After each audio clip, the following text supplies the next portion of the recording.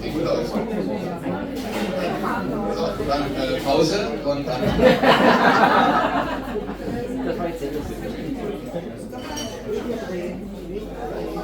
Nicht ausgefahren.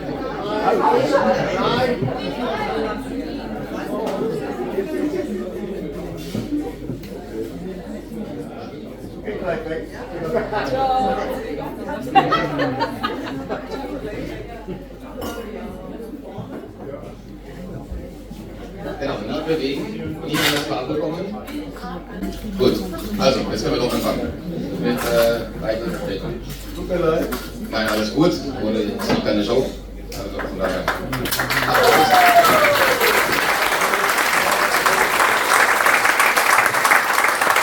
Erstmal Applaus für den, der den Auftritt gerettet hat. Ja. Gut, also schön, dass Sie den Weg hier hingefunden haben, trotz des leicht schwülen Wetters. Da schwitzt man ja schon, bevor man angefangen hat. Hamburg ist der nördlichste Punkt der Lese-Vortragsreise. Von daher ist es schön, dass so viele Leute da sind. Ich bin immer wieder ganz überrascht, wie viele Leute da kommen. Man sieht das zu Hause als Autor ja nicht, sondern was man schreibt, was das in der realen Welt anrichtet. Ist aber doch mehr, als ich gedacht habe. Also schön. Gut, da wir jetzt lang genug gewartet haben, fange ich dann auch gleich an.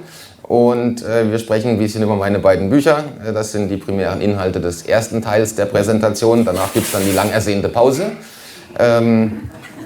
Und die Bücher, leider ist eines schon ausverkauft, weil ich hatte das Homo Demens, ist das von 2023. Davon hatte ich nicht so viele mitgebracht, weil ich dachte, die Leute haben das schon, es kommen eh nicht so viele Leute. Deswegen gibt es da vorne dann nachher noch das Truman Show, das kann man da wohl kaufen. Und da ist eine Kasse, können Sie sich selbst bedienen und dann einfach da die Kohle reinschmeißen. Also wer eins mitnehmen will, kann das nachher da tun. Ansonsten kriegen Sie alle Texte, die da in dem Buch sind natürlich, beziehungsweise alles, was ich erzähle, immer kostenlos auf meiner Homepage. Das ist die zentrale Schaltstelle für alles, was ich tue. Das ist regenauer.press. Da gibt es alle Texte als Blog-Eintrag oder zum Download als PDF oder beim Internet Archive das ganze Buch als PDF. Also Sie können sich das auch runterdrucken. Ich mache das nicht zum Geld verdienen, sondern der Information wegen. Also von daher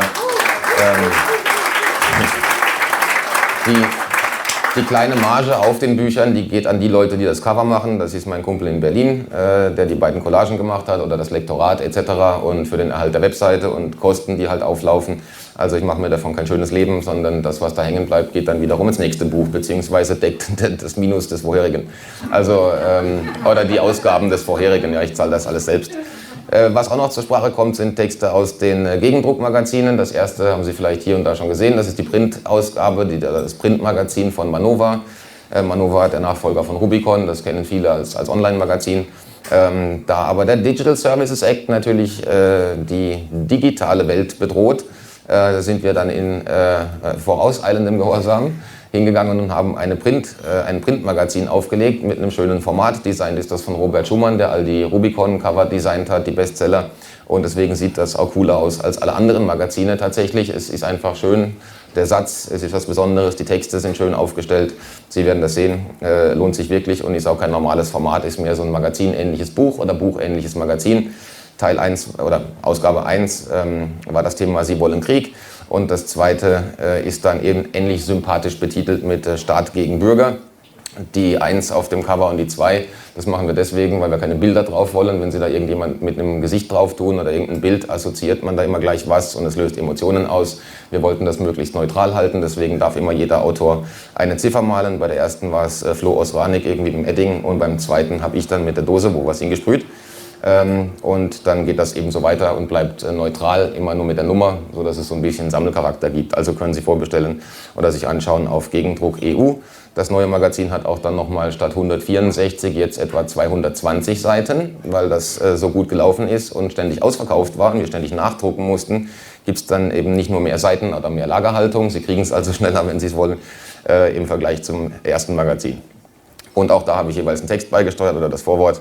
Und deswegen kommen da auch Teile von den Inhalten hier zur Sprache.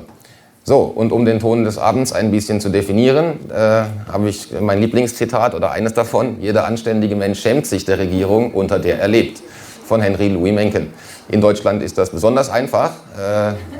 Sie kennen ja die Protagonisten. Und ein zweites Zitat, was die Sache gut umschreibt, ist, glaube ich, von Frank Zappa: Politik ist die Entertainment-Abteilung des militärisch-industriellen Komplexes.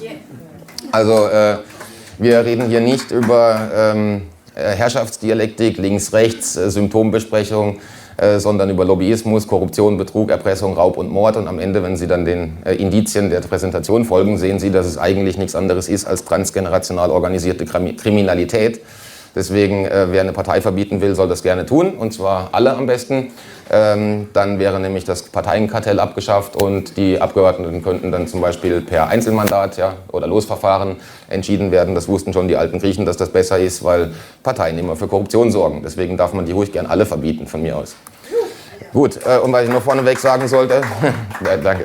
Was ich noch vorneweg sagen sollte, weil es ein inflationäres Islam-Bashing gibt und ich war in vielen islamischen Ländern, Jordanien, Saudi-Arabien oder auch in Israel arbeiten, und deswegen ganz kurzes Zitat aus meinem Migration als Waffe-Text, der vor ein paar Wochen auf meiner Seite erschienen ist. Es ist ganz einfach, es gibt für mich nur zwei Sorten von Menschen, gute und schlechte. That's it, das war's. Wer andere Kategorien aufmacht und Menschen in irgendwelche Schubladen steckt, sie nach Ethnie, nach Religion, Herkunft, Hautfarbe, Besitzstand, Ernährungsgewohnheiten, visuellen Charakteristika oder sexueller Orientierung bewertet, sollte dringend die eigene Weltsicht hinterfragen, denn sie ist mittelalterlich. Wenn uns die Geschichte der letzten 1000 Jahre etwas gelehrt haben sollte, ist es, dass von einem Kampf der Kulturen immer nur jene profitieren, denen Kultur, Moral und Menschenleben komplett gleichgültig sind. Und das sage ich Ihnen deswegen, weil ich eben in diesen besagten arabischen Ländern war, und die sind alle deutlich gastfreundlicher als hierzulande. Wenn Ihnen da der Reifen kaputt geht, dann werden Sie zum Mittagessen eingeladen, die Leute helfen Ihnen, die Familie macht mit, der Nachbar kommt, es herrscht ein freundschaftlicher Umgang, und Sie können da auch übernachten. Wenn Sie den Reifen erst am nächsten Tag kriegen, versuchen Sie das mal in Bielefeld. Das ist schwierig. Ja? Also die 10% Idioten und Extremisten gibt es überall. Und das sind nicht nur die bösen Islamisten, das, auch in Tibet ist man nicht gerade von der Friedfertigkeit beseelt. Ja? Und auch wir hatten Kreuzzüge. Also wer anfängt, Leute nach Religion, Generalismen und sonst irgendwas abzuurteilen, hat die Aufklärung verpasst. Ja? Der Einzeltäter muss bestraft werden, klar, und da gibt es Recht und Gerecht. Aber da jetzt wieder mit der Religion zu kommen und den bösen Islam zu suchen, das machen nämlich auch die neuen Medien leider jetzt inflationär, das ist doch ziemlich billig. Wer die Probleme eigentlich verstehen will, sollte sich vielleicht mal das Papier der UN durchlesen mit dem Titel Replacement Migration aus dem Jahr 2003, glaube ich. Es ist hier ein bisschen klein. Oder sogar nur 2000. Oben steht es da, genau, da, März 2000. Das heißt, Ersatzmigration, ist es eine Lösung für überalternde Bevölkerungen? Da steht nämlich dann genau drin, wie viele Millionen Menschen pro Land einzuwandern haben, um die arbeitende Bevölkerung auf dem Niveau der Vorzeit zu halten. Da können Sie dann für Italien, Frankreich, Deutschland genau nachlesen, was da vor 24 Jahren schon geplant war, und dass das hier alles kein Zufall ist. Und auch in dem Buch, das ich hier im Zitat erwähne, Kampf der Kulturen von Samuel P. Huntington von 93, können Sie nachlesen, dass das alles schon prognostiziert war und kein Zufall ist. Deswegen sollte man vielleicht nicht die einzelnen Leute verurteilen, sondern die Leute, die die Programmatik verantworten. Und das sind die hier.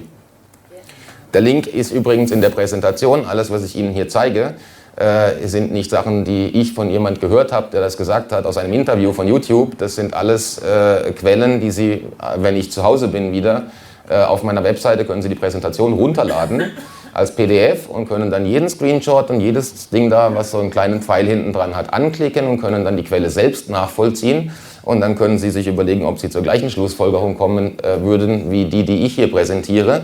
Ich finde es schwierig, zu einer anderen zu kommen, aber Sie können das dann selbst beurteilen und können die Präsentation auch, wenn Sie sich Freunde im Bekanntenkreis machen wollen oder bei einer Party abends für Stimmung sorgen, dann können Sie die Präsentation auch gerne dann woanders halten und das weiter publizieren. Es hat kein Copyright. Ja? Nehmen Sie das einfach, das ist ein offenes Dokument.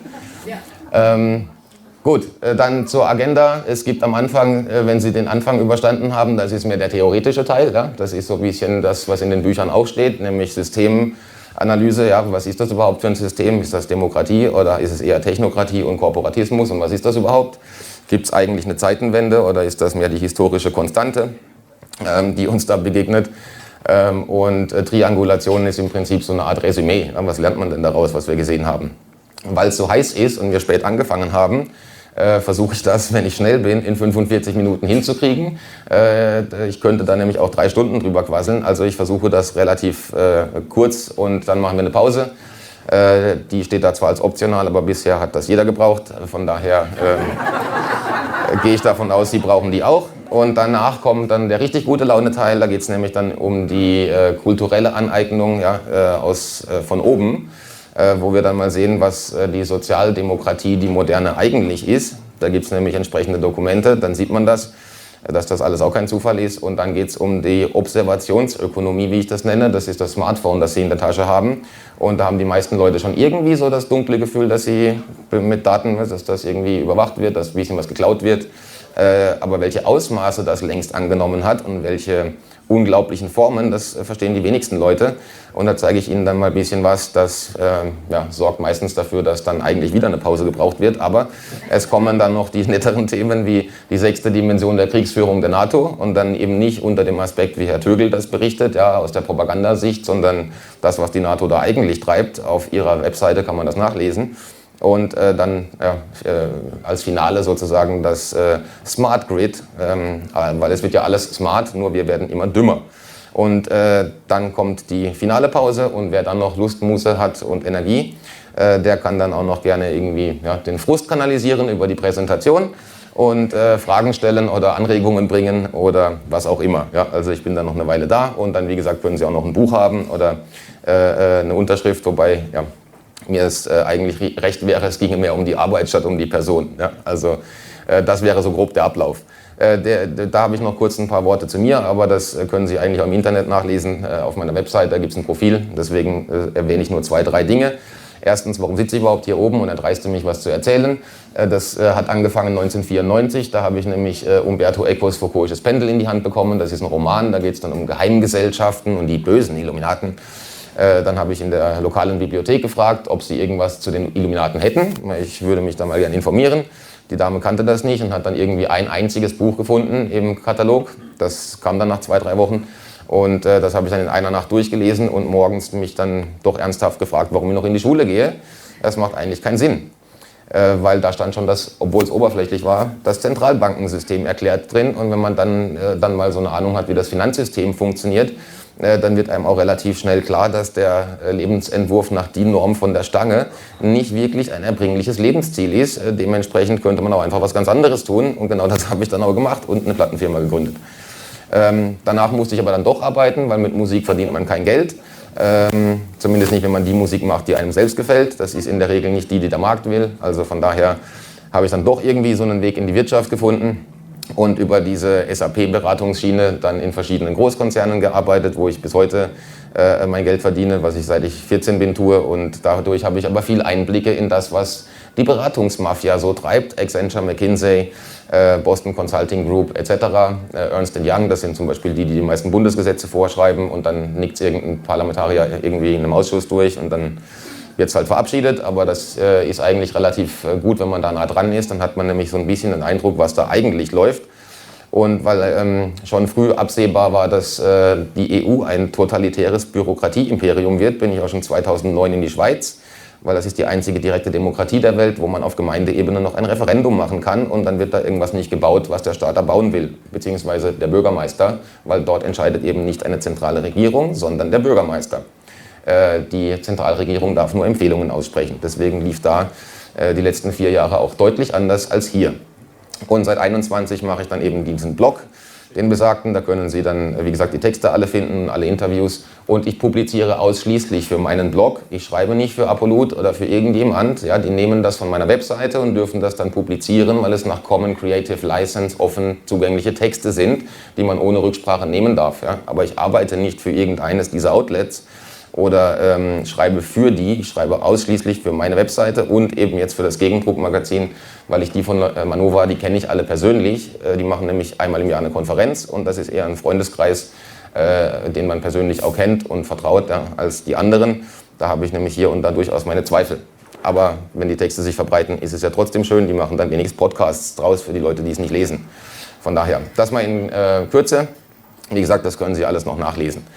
Dann wichtig vielleicht noch zur Motivation, weil in der Regel sorgt die Präsentation eher für ein gewisses Ohnmachtsgefühl bis zu schlechter Laune. Also eher das Ohnmachtsgefühl. Ja? Man muss sich aber doch dann bewusst sein, warum man das hier alles tut und sich auch anhört.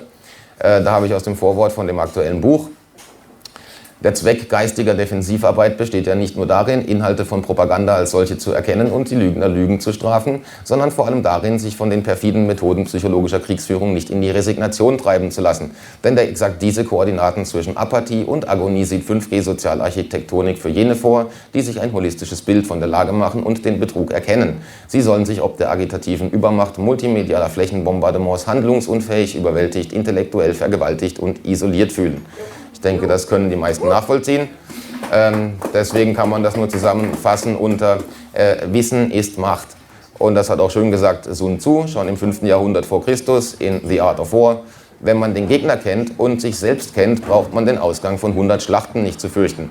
Deswegen ist es wichtig zu wissen, was die anderen tun, was da eigentlich läuft, was der technologische Stand der Dinge ist. Dann kann man nämlich auch die richtigen Fragen stellen und sich vorbereiten. Wenn man überhaupt nicht weiß, was läuft, dann ist das alles etwas schwieriger und Sie werden zum Spielball von irgendwelchen Narrativen, welche auch immer das sein mögen. Es gibt ja genug.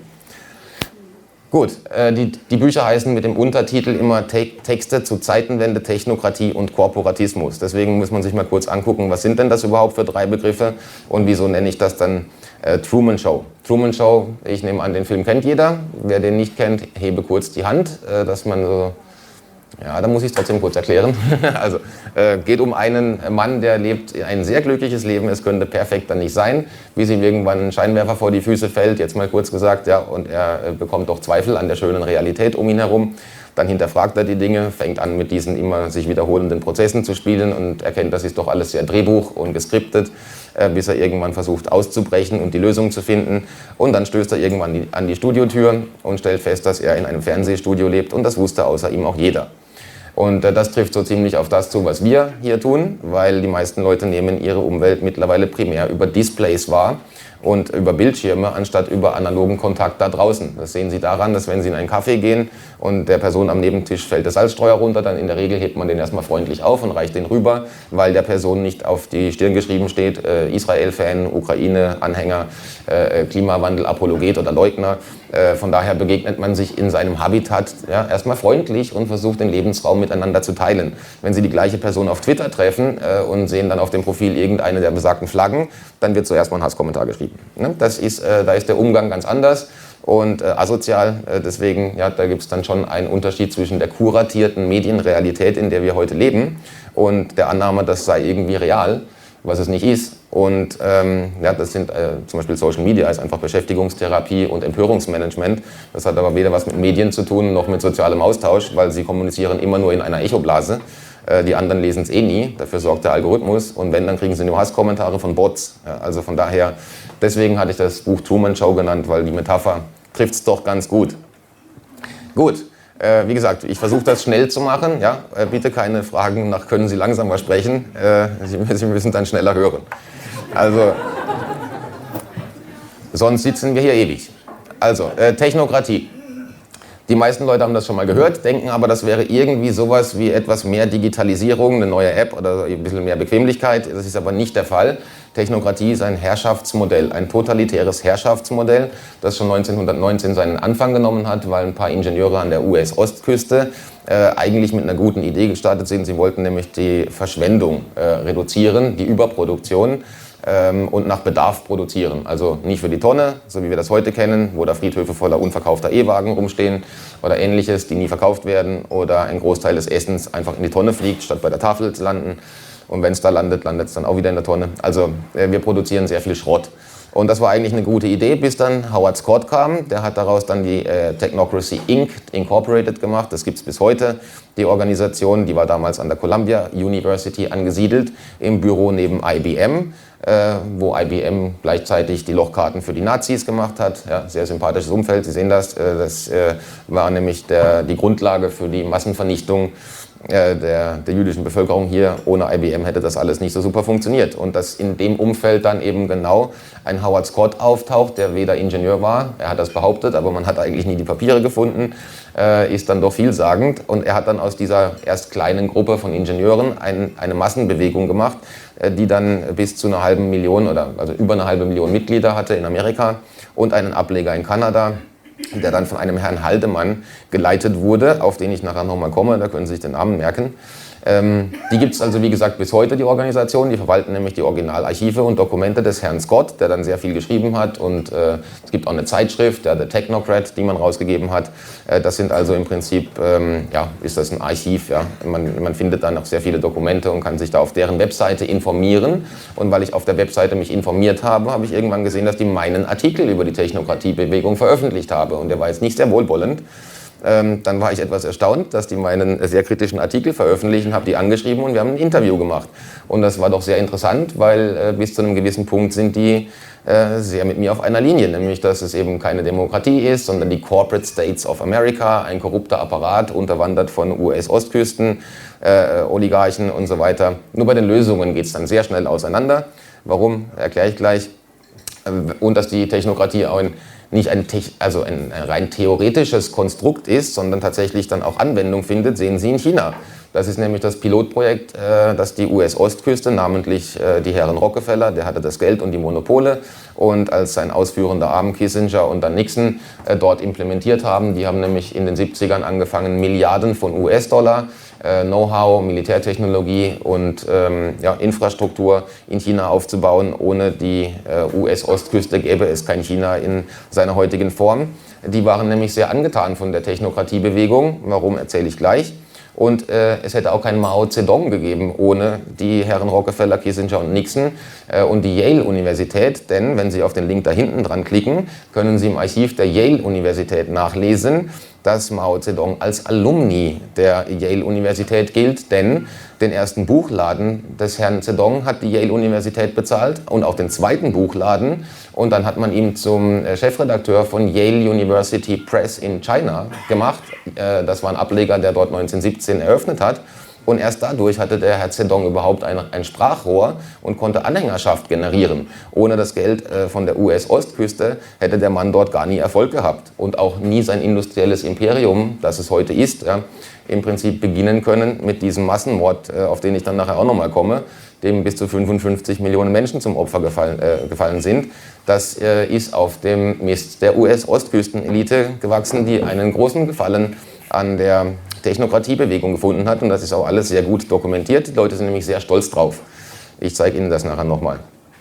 Dass das auch kein Konzept von gestern ist, sehen Sie daran, dass bis heute Bücher darüber geschrieben werden, zum Beispiel da von Parag Khanna 2017, Technocracy in America. Viele der Ideen sehen Sie heute auch wieder aufkommen in der 4. industriellen Revolution, ja, als die Kombination von Demokratie und Daten, prädiktives Wählen. Ja, das soll dann laut Smart City Agenda des Bundesinnenministeriums irgendwann Ihr Smartphone für Sie automatisiert wählen, weil es ja besser weiß, was Sie wählen würden, und Sie müssen sich dann nicht mehr so viel unbequemes Zeug antun. Sie können dann einfach das Smartphone wählen lassen, ganz bequem, wie Sie da am Pluralismus teilnehmen. Da komme ich nachher auch nochmal drauf. Und in der finalen Ausgestaltung gibt es dann noch den sympathischen Herr Harari, der Ihnen dann erzählt, dass auch die Religion irgendwann wegfällt, weil man kann ja Dataismus als Option und Alternative nehmen. Wenn Sie das lesen, wird Ihnen ganz anders. Das fühlt sich dann schnell an wie so ein bisschen sozialistisch getünchtes Modell, ja, wenn Sie über die Lösungen reden, auf die ich gleich komme, die da vorgeschlagen werden. Aber am Ende ist das einfach Zentralismus von Macht und Ressourcen, die dann zentral gesteuert werden von einem Gremium von Experten. Und es ist Kollektivismus, denn am Ende versinken Sie da als Individuum in einer Masse gesichtsloser Nummern. Denn das System sieht dann nachher so aus. Ja. Links ist dann noch The Technocrat, das ist die Zeitschrift von früher, und drunter ein Howard Scott-Dokument. Darauf komme ich gleich. Aber das rechts ist aus dem Buch von Herrn Khanna. Das heißt dann auch, wie Sie links sehen, America's Direct Technocracy. Klingt ganz sympathisch, so nach direkter Technokratie, fast wie in der Schweiz. Man könnte also Mitbestimmung annehmen, ja, aber wenn Sie dann nur das Schaubild mal anschauen, in der Mitte ist dann sowas wie ein Exekutivkomitee, da gibt es dann auch einen Präsident und so. Interessant ist aber, was drumherum in diesen bunten Kästchen steht. Da steht nämlich dann invited by President, elected by peers, ja, und so weiter. oder based on seniority, also auf Basis der Seniorität ausgewählt, eingeladen vom Präsident, von Gleichrangigen gewählt. Also Sie wählen da gar niemand, ja, von diesen Repräsentanten. Das sind dann die Experten, die dann ernennen oder der Präsident oder einladen. Und Sie nehmen dann einfach nicht mehr teil, außer das Smartphone stimmt vielleicht noch für Sie ab. Das kann man nämlich dann entsprechend, modifizieren. Ja, aber im Prinzip sind Sie da raus als der Souverän. Unten angegliedert sind dann die Ministerien. Ja, also würde dann im Prinzip so eine US-Regierung aussehen, also deutlich anders, wie das eigentlich heute der Fall ist. Das Buch ist sehr interessant. Interessant ist auch, dass das immer als progressives Modell verkauft wird. Das sehen Sie schon an dieser Technocrat-Zeitschrift. Da standen dann immer irgendwelche Wissenschaftler drauf, auf dem Cover ja, mit tollen Geräten, wo man nicht genau wusste, was die eigentlich tun. Aber es sieht fortschrittlich aus. Auf jeden Fall ja, Fortschritt und die Evolution der Spezies, der Gesellschaft und der Technologie. Wie gesagt, bei den Lösungen sieht es dann schnell anders aus. Und warum das so ist, können Sie zum Beispiel auch in der Mainstream-Presse nachlesen. Hier beim New Yorker. Da ist dann links nämlich von einem Herrn Haldemann die Rede, den ich auf der Folie davor hatte. Das ist der Großvater von Elon Musk. Und der stammt dazu noch aus einem Schweizer Dörfchen. Ja, wir sehen heute, es sind doch immer die Deutschen und die Schweizer am Ende. Die kommen, da zieht sich eine gewisse Konstante durch. Interessant ist aber dann beim New Yorker wird natürlich Herr Haldemann erstmal als pro-Apartheid, antisemitischer Verschwörungstheoretiker, der alles auf die jüdischen Finanziers schiebt, geframed. Interessant ist aber, dass man auch beim New Yorker feststellt, dass er in den 1930ern der quasi faschistischen Technokratiebewegung beigetreten ist. Ja, das hat also, wie Sie selbst in der Mainstream-Presse sehen, wenig mit Fortschritt zu tun oder mit irgendwas von Demokratie. Das steht ja da, ich würde das quasi auch streichen. Es ist ein faschistisches Modell, ein totalitäres Modell. Und dann ist hier der Screenshot aus dem Interview, das ich geführt habe mit der wenig prätentiösen Archivarin und dem aktuellen Präsidenten der Technocracy Inc. Und das Interessante ist dann eben, wie gesagt, dass man bis zu einem gewissen Punkt konform geht und dann, wenn es um Lösungen geht, schnell auseinanderdriftet. Denn, und das habe ich denen dann gesagt, das klingt irgendwie nach Kuba, Sie dürfen dann nicht mehr aussuchen, in welcher Wohnung Sie wohnen. Die kriegen Sie nämlich bedarfsgerecht zugewiesen. Ja, das sehen Sie heute schon in der Diskussion, dass man Ihnen sagt, als Senior mit irgendwie einem großen Haus und einer 5-Zimmer-Wohnung, ziehen Sie doch in eine Einzimmerwohnung, dann können Sie Wohnraum freimachen für die Jüngeren und für Migranten oder für sonst wen, ist ja egal, aber Sie sollten bedarfsgerechter wohnen. Das sehen Sie heute schon in den Medien, dass man das Thema anfängt zu ventilieren. Genauso dürfen Sie nicht mehr aussuchen, in welcher Stadt Sie wohnen, das wird Ihnen dann auch bedarfsgerecht zugewiesen, damit die Altersstruktur in der jeweiligen Bevölkerung modifiziert werden kann. Also Sie kommen dann in den Ort, wo man Jüngere oder Ältere, je nach ihrem Stand der Dinge, braucht, und dann werden Sie umgesiedelt. Und on top, als Sahnehäubchen, haben Sie auch kein Geld mehr, denn in der Technokratiebewegung oder in diesem Konzept zahlt man mit Energiezertifikaten. Das erinnert schnell an sowas wie das CO2-Budget, denn das Kernelement der Technokratie ist die Steuerung des Individuums auf der Ebene seines Energieverbrauchs. Das ist eigentlich bedarfsgerechte Steuerung, so wie man es ursprünglich in den 30ern sich überlegt hatte. Da war es technisch noch nicht machbar, weil man noch nicht so viele Computer hatte, keine so hohe Rechenleistung und alles im Prinzip mit irgendwelchen Lochkarten und Strichlisten hätte machen müssen. Heute geht das aber natürlich. Wenn man Ihnen jetzt ein CO2-Budget aufs Smartphone tut, dann kann das sehr gut erkennen, was Sie mit der Kreditkarte bezahlen, mit Ihrem Wallet. Und dann sagt das eben zum Beispiel am Ende der Woche, wenn Sie rausfahren wollen, jetzt haben Sie die Woche schon 2-mal Steak gegessen, der Tesla läuft nur noch 10 Kilometer. Und dann geht der einfach nicht mehr an, weil die Geräte miteinander kommunizieren. Es gibt ja das Internet der Dinge, wo alles vernetzt ist. Ja, das haben Sie alles schon gehört. Und genau das ist Technokratie. Sie sehen das eben in China. Da stehen die Leute auf dem Balkon und es kommt eine Drohne und dann sagen die Drohnen, es ist Lockdown, gehen Sie wieder in die Wohnung. Kommt kein Polizist vorbei, sondern ein Apparat. Ja? Oder das Smartphone sagt Ihnen, früher auch schon hier in Europa oder in Großbritannien, Sie sind jetzt 15 Minuten vom Haus weggelaufen, Sie haben damit den grünen Radius überschritten, drehen Sie um. Dann sagt Ihnen eben das Smartphone, das ist auch Technokratie. Und wenn Sie dann denken, dass mit den Energiezertifikaten, Sie sind jetzt zum Beispiel, keine Ahnung, mal einen Monat in U-Haft wegen Hassrede, ich spare mir die Energiezertifikate mal auf, dann habe ich nächsten Monat mehr. Das wird auch nicht funktionieren, denn die laufen am Monatsende ab. Also Sie müssen sie verbrauchen. Das ist natürlich dann, wenn Sie weiterdenken, schwierig, den Nachfahren ein Häuschen zu hinterlassen, das sie sich zusammengespart haben, denn das Modell gibt es nicht mehr. Deswegen erinnert es eben dann doch sehr an Kuba. Ja? Also Es ist Zentralismus, Kollektivismus und der Souverän ist abgeschafft, von einem Expertengremium diktiert und von Algorithmen, die bedarfsgerecht zuweisen. Das zweite wichtige Thema ist Korporatismus. Da halte ich mich jetzt relativ kurz. Das ist mir nur deswegen wichtig, weil gerade während Corona ständig alle von Diktatur geredet haben und das ist strategisch ziemlich unklug. Denn auch wenn man das persönlich so empfinden mag, was nachvollziehbar ist, hier und da assoziiert man, wenn Sie genauer nachdenken, unter Diktatur oder mit Diktatur doch was ganz anderes. Nämlich Leute, die einem nachts aus dem Haus prügeln, auf dem Marktplatz erschießen, in Lager stecken, aus denen sie nicht mehr zurückkommen und so war es halt eben nicht. Also zumindest bei uns. Ja, es gab schon andere Länder, da war... Wenn Sie nach China schauen, da gab es große Lager und so. Aber generell ist Diktatur etwas, was man mit anderen Assoziationen verknüpft. Wenn Sie das also im Diskurs mit speziell den anderen der Gegenseite verwenden, ernten Sie da maximal Missverständnis, Kopfschütteln, Ablehnung, Aggression und Sie werden als Schwurbler bezeichnet. Wenn Sie sagen, es herrscht Korporatismus, im besten Falle fragt die andere Person, was ist das? Und Sie können es erklären.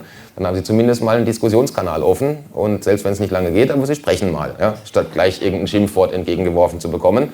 Und tatsächlich ist es auch die richtige Definition, ohne jetzt hier auf die Einzelheiten einzugehen. Aber das ist dann von der Bundeszentrale der politischen Bildung. Und dann Neokorporatismus ist dann zum Beispiel die Definition hier bei Wikipedia. Das ist dann das aktuelle Modell. Wenn Sie das jetzt aber insgesamt mal durchlesen, stellen Sie dann relativ schnell fest, dass das alles sehr positiv konnotiert ist. Also ein bisschen mehr Gewerkschaft, ein bisschen mehr Involvieren der Wirtschaft in den Entscheidungsprozessen auf politischer Ebene. Ja. Und wenn Sie dann da unten bei Wikipedia das durchlesen, den Neokorporatismus, stellen Sie relativ schnell fest, dass da eigentlich die Regierung gar nichts mehr tut, sondern am Ende die Entscheidungen aus der Wirtschaft gefällt werden. Ja. Also im Prinzip genau das, was die Technokratie auch will, nämlich dass Ihnen irgendein Algorithmus von irgendeinem Großkonzern sagt, Ihr CO2-Budget ist voll, die Kreditkarte geht nicht mehr, der Tesla fährt nicht oder Sie kaufen jetzt kein Steak, der Kühlschrank bleibt zu im Supermarkt. Also das ist dann gar nicht mehr so weit davon entfernt. Und schön ist dann eben bei der Bundeszentrale für politische Bildung, oben rechts, der eine Text zumindest, angesichts drängender gesellschaftspolitischer und wirtschaftlicher Probleme steht die deutsche Politik auf dem Prüfstand. In unserer Geschichte hat sich die Konzertierung von Interessen häufig als ein gutes Instrument erwiesen. Ich weiß jetzt nicht genau, wo der in Geschichte nachgeschaut hat, aber für mich klingt Konzertierung von Interessen nicht sehr demokratisch. Das klingen auch die anderen Fachliteraturschmöker da unten nicht. Das sind dann so Riesenwälzer, die Sie bei Springer bestellen können mit, keine Ahnung, 800 Seiten. Da steht dann ganz schwülstiges Zeug drin. Aber ein interessanter Satz ist mir aufgefallen. Den habe ich kurz rausgeschrieben. Ich lese mal. Im Ergebnis zeigt sich, dass in der Gesundheitspolitik das traditionell korporatistisch geprägte Kooperationsmuster im Bereich der Politikproduktion, ne? Durch die Pluralisierung der Interessenrepräsentation und die Liberalisierung im Bereich der Politikimplementation bisher nicht in Frage gestellt worden ist.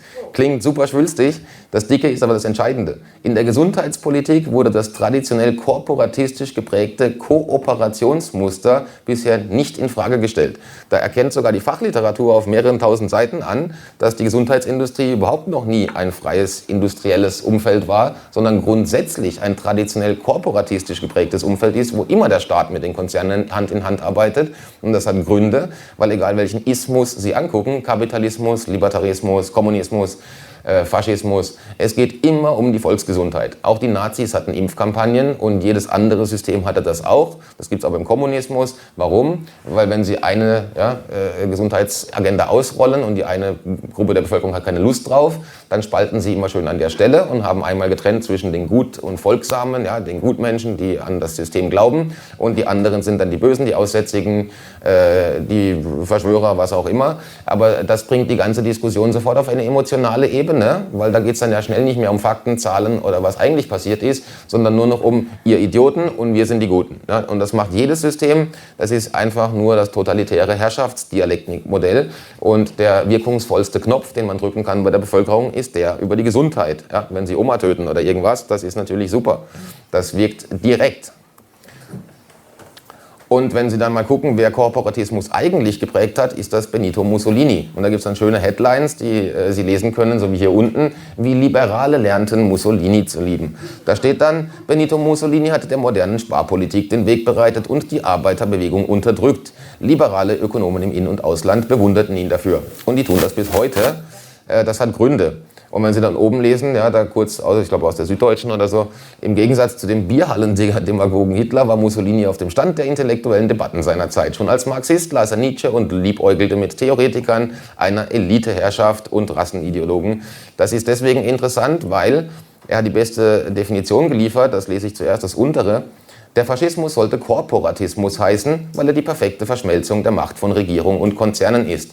Und wenn Sie mal überlegen, ist das genau das, was uns umgibt. Ja, wenn nämlich BlackRock beim Kanzleramt anruft und sagt, der Leitzins wird gesenkt morgen, dann passiert das, weil BlackRock sonst Milliarden irgendwo rauszieht und dann ist die Währung runter, im Wechselkurs irgendwas, ja, oder die ziehen irgendwas aus irgendwelchen systemrelevanten Konzernen raus und die haben die Wirtschaft in der Hand. Ja. Also das ist schon längst so, dass ein Konzern regelt, wo es lang geht und eben nicht die Politik. Darauf komme ich dann nachher nochmal. Und wenn Sie dann oben in diesem kleinen Mainstream-Artikel lesen, den unteren Absatz, oder nee, fangen wir oben an. Wenn wir über Konzepte wie Totalitarismus und Korporatismus sprechen, wird oft angenommen, der Faschismus stünde weit fernab der liberalen Marktgesellschaft, die ihm vorausging und in der wir heute leben. Ja, das sieht man dann im nächsten Satz noch, dass das gleich am Anfang von Mussolinis Herrschaft in den 20ern angewandt wurde und dann der untere Teil. Ein Beispiel dafür ist die Verbindung von Austerität und Technokratie. Mit Technokratie meine ich, dass bestimmte politische Maßnahmen, die heute sehr üblich sind, wie Kürzungen der Sozialausgaben, regressive Besteuerung, monetäre Deflation, Privatisierungen und Lohndumping, von Wirtschaftsexpertinnen und Experten beschlossen werden, die Regierungen beraten oder sogar selbst regieren.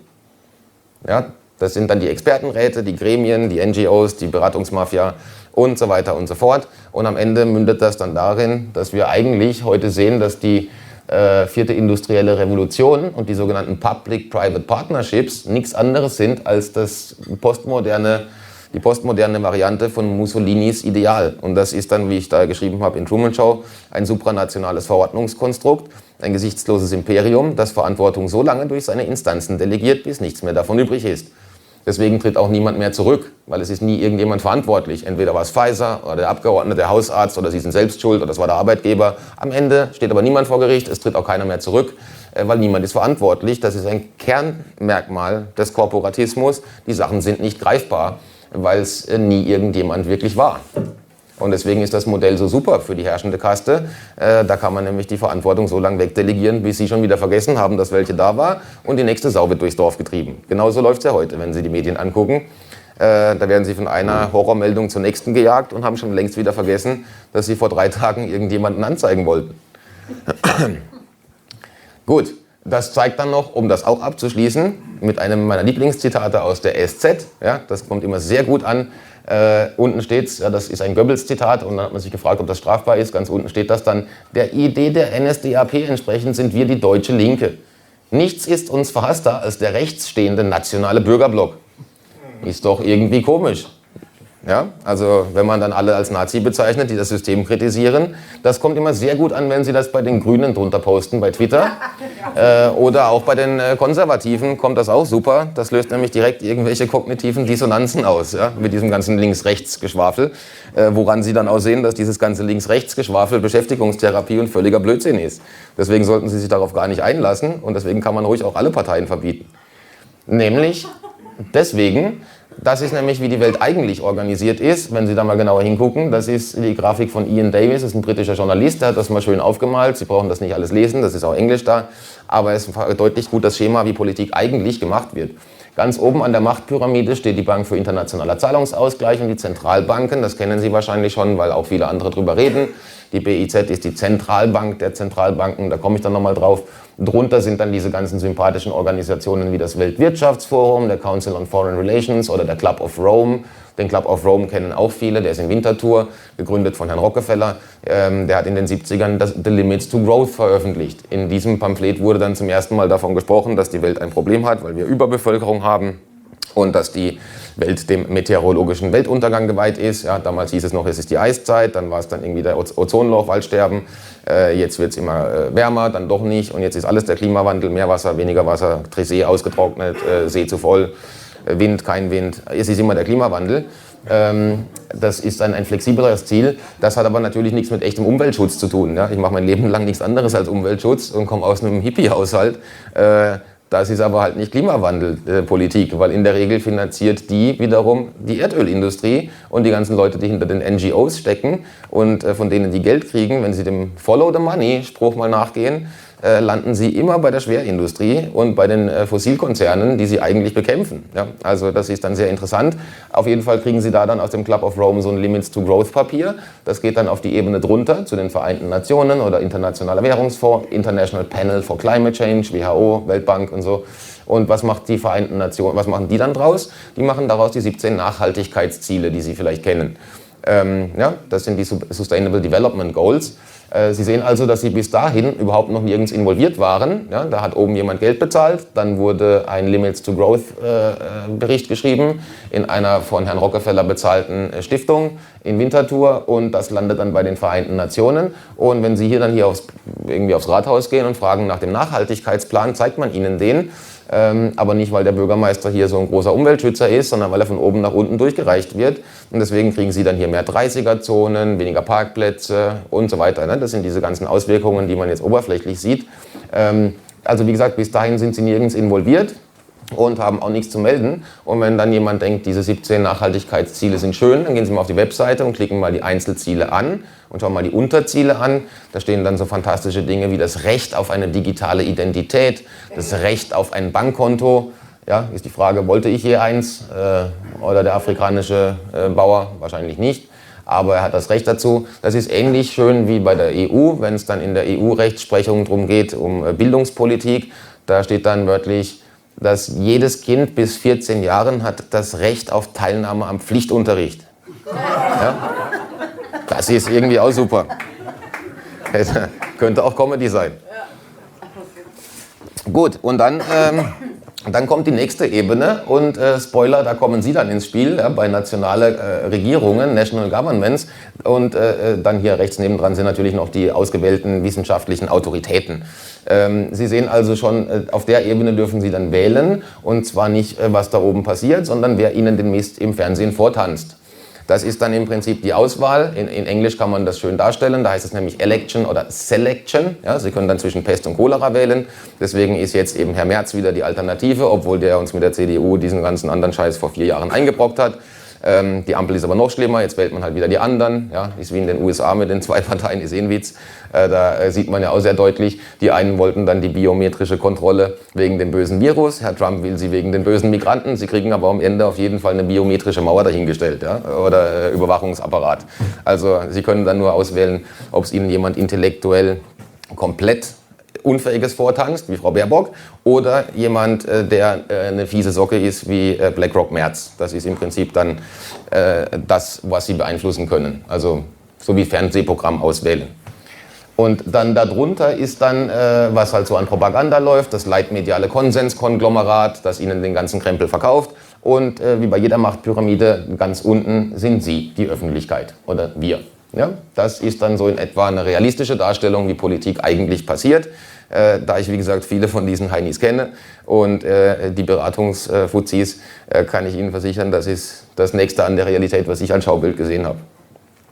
Und wenn Sie sich dann angucken, was die Bank für internationalen Zahlungsausgleich so macht, ja, das ist von Wikipedia, das ist dann die Liste der Mitgliedszentralbanken.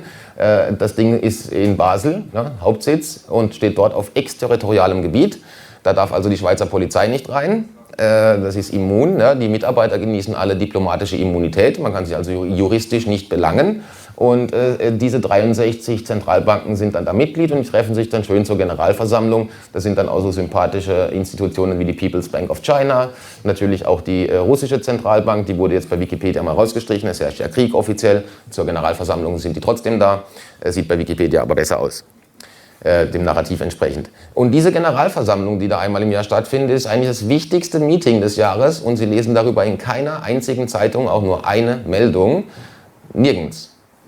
Ja, und das ist fatal, denn wenn die sich einmal im Jahr treffen, entscheiden die darüber, wie zum Beispiel die die Währungen gegeneinander konvertiert werden, also ob der Dollar im Vergleich zum Euro oder zum Yen oder zum Franken steigt oder sinkt, ja, ob die Geldmenge reduziert wird oder erhöht wird, das entscheidet am Ende darüber, wie die Wirtschaft in Ländern und Regionen funktioniert, was am Ende wiederum dafür sorgt, wie viel Geld sie in der Tasche haben oder ob sie noch einen Job haben in 5 Jahren. Das ist die zentrale Steuerung des ganzen Wirtschaftskreislaufes, findet in diesem Bankhaus statt, in das niemand rein darf und wo man auch niemand juristisch belangen kann und dessen Satzung das auch grundsätzlich ausschließt. Sie sollten sich also durchaus mal über die BIZ näher informieren. Lustigerweise haben die sogar einen YouTube-Kanal, den niemand kennt. Da finden Sie sehr interessante Videos, die Ihnen dann erklären, wie Sie in ein paar Jahren bezahlen werden mit digitalem Geld. Das sind genaue Flussdiagramme, Ablaufdiagramme, Charts, Erklärungen zu Projekt Helvetia. Da erklären sie dann, wie man Bitcoin als zentralen Universal Ledger aufbaut und dagegen dann die digitalen Euros, Franken und Dollars konvertieren wird, damit Stabilität im System herrscht. Könnten Sie alles da schon sehen. Die Videos haben leider immer nur 500 Klicks, obwohl es sehr sehenswert ist, weil zum Beispiel der Chef Ihnen dann von der BIZ auch erklärt, dass das größte Problem am heutigen Finanzsystem ist, dass er eben nicht weiß, was Sie nachts um 3 mit Ihrem 1 Euro kaufen. Ja, das ist alles anonym und das neue System ist viel besser. Da sieht er das nämlich, was Sie nachts um 3 mit Ihren Euro kaufen. Und nicht nur, dass man es kontrollieren kann, man kann auch eingreifen. Sprich, es verbieten.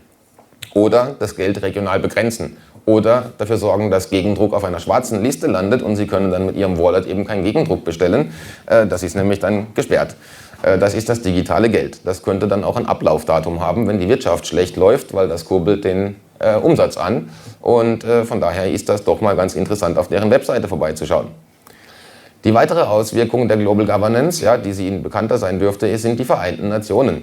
Da kennen Sie dann zum Beispiel hier die Generalversammlung oder den Sicherheitsrat, der Internationale Gerichtshof, der immer mal, wo kann man sich auch fragen, seit wann gibt es eigentlich internationales Recht, dann macht das Sinn. Gesundheit.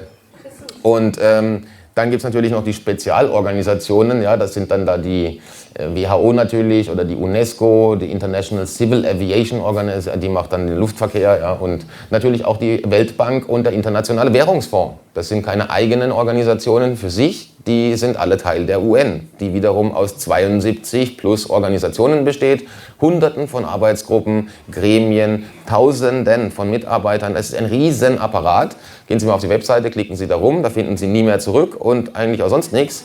Und das hat Gründe. Sie finden auch besagten Pandemievertrag kaum, ja, bei der WHO. Das ist alles immer wunderbar versteckt und verklausuliert. Das ist ein riesen Moloch von Apparat.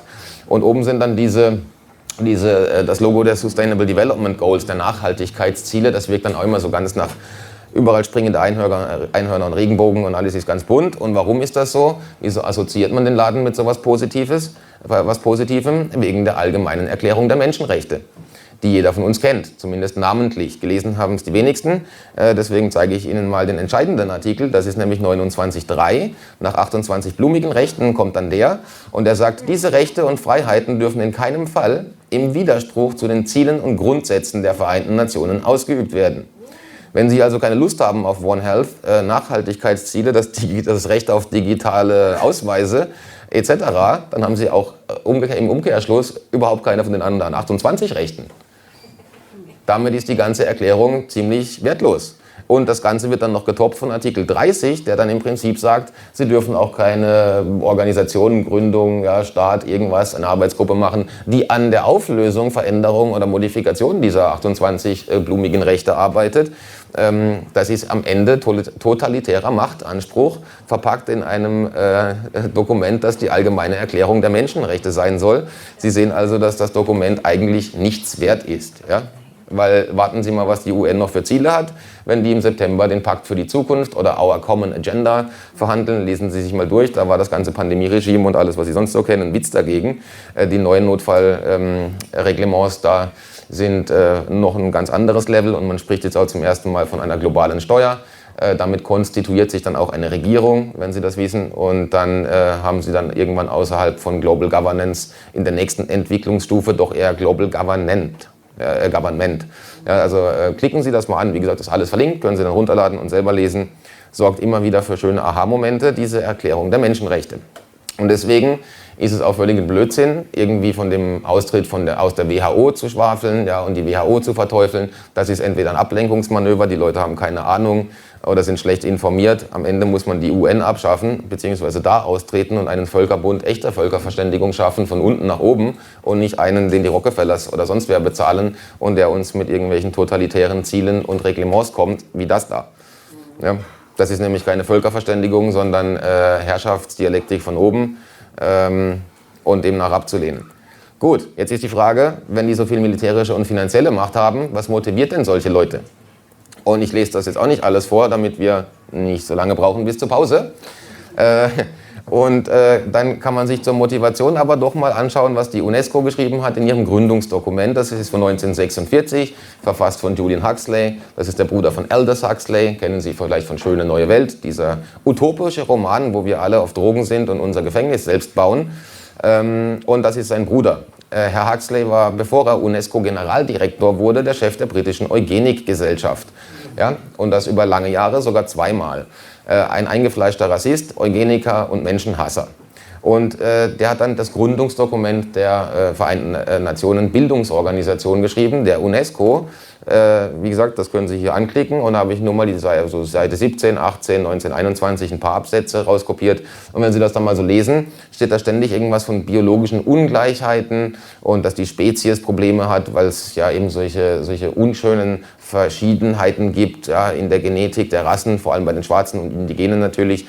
Und wenn Sie da unten über dem Roten da lesen, geht es da um genetische Dummheit, physische Schwäche, mentale Instabilität und Krankheitsanfälligkeit. Das muss in der Zukunft gelöst werden, und das sei eine Hauptaufgabe der UNESCO. Und das Rote dann setzt dem Ganzen dann das Sahnehäubchen auf. Ich übersetze das mal frei.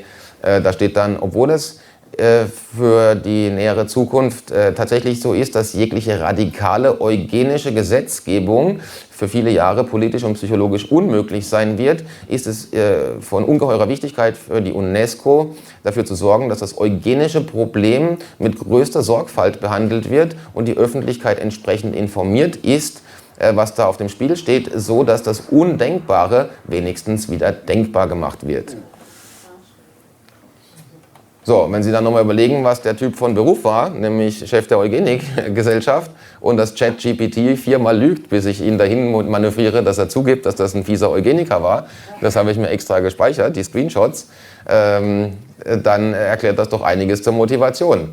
Und wenn Sie dann mal gucken, was uns heute so begegnet, ja, Bioethik, biosoziale Forschung, biodigitale Konvergenz, Transhumanismus, das ist alles nichts anderes als Eugenik unter neuen Labels. Da sind sogar die Organisationen die gleichen. Ja? Wenn Sie die damals von der Eugenikgesellschaft in Großbritannien herausgegebene Zeitschrift anschauen, die hieß damals The Eugenics Review.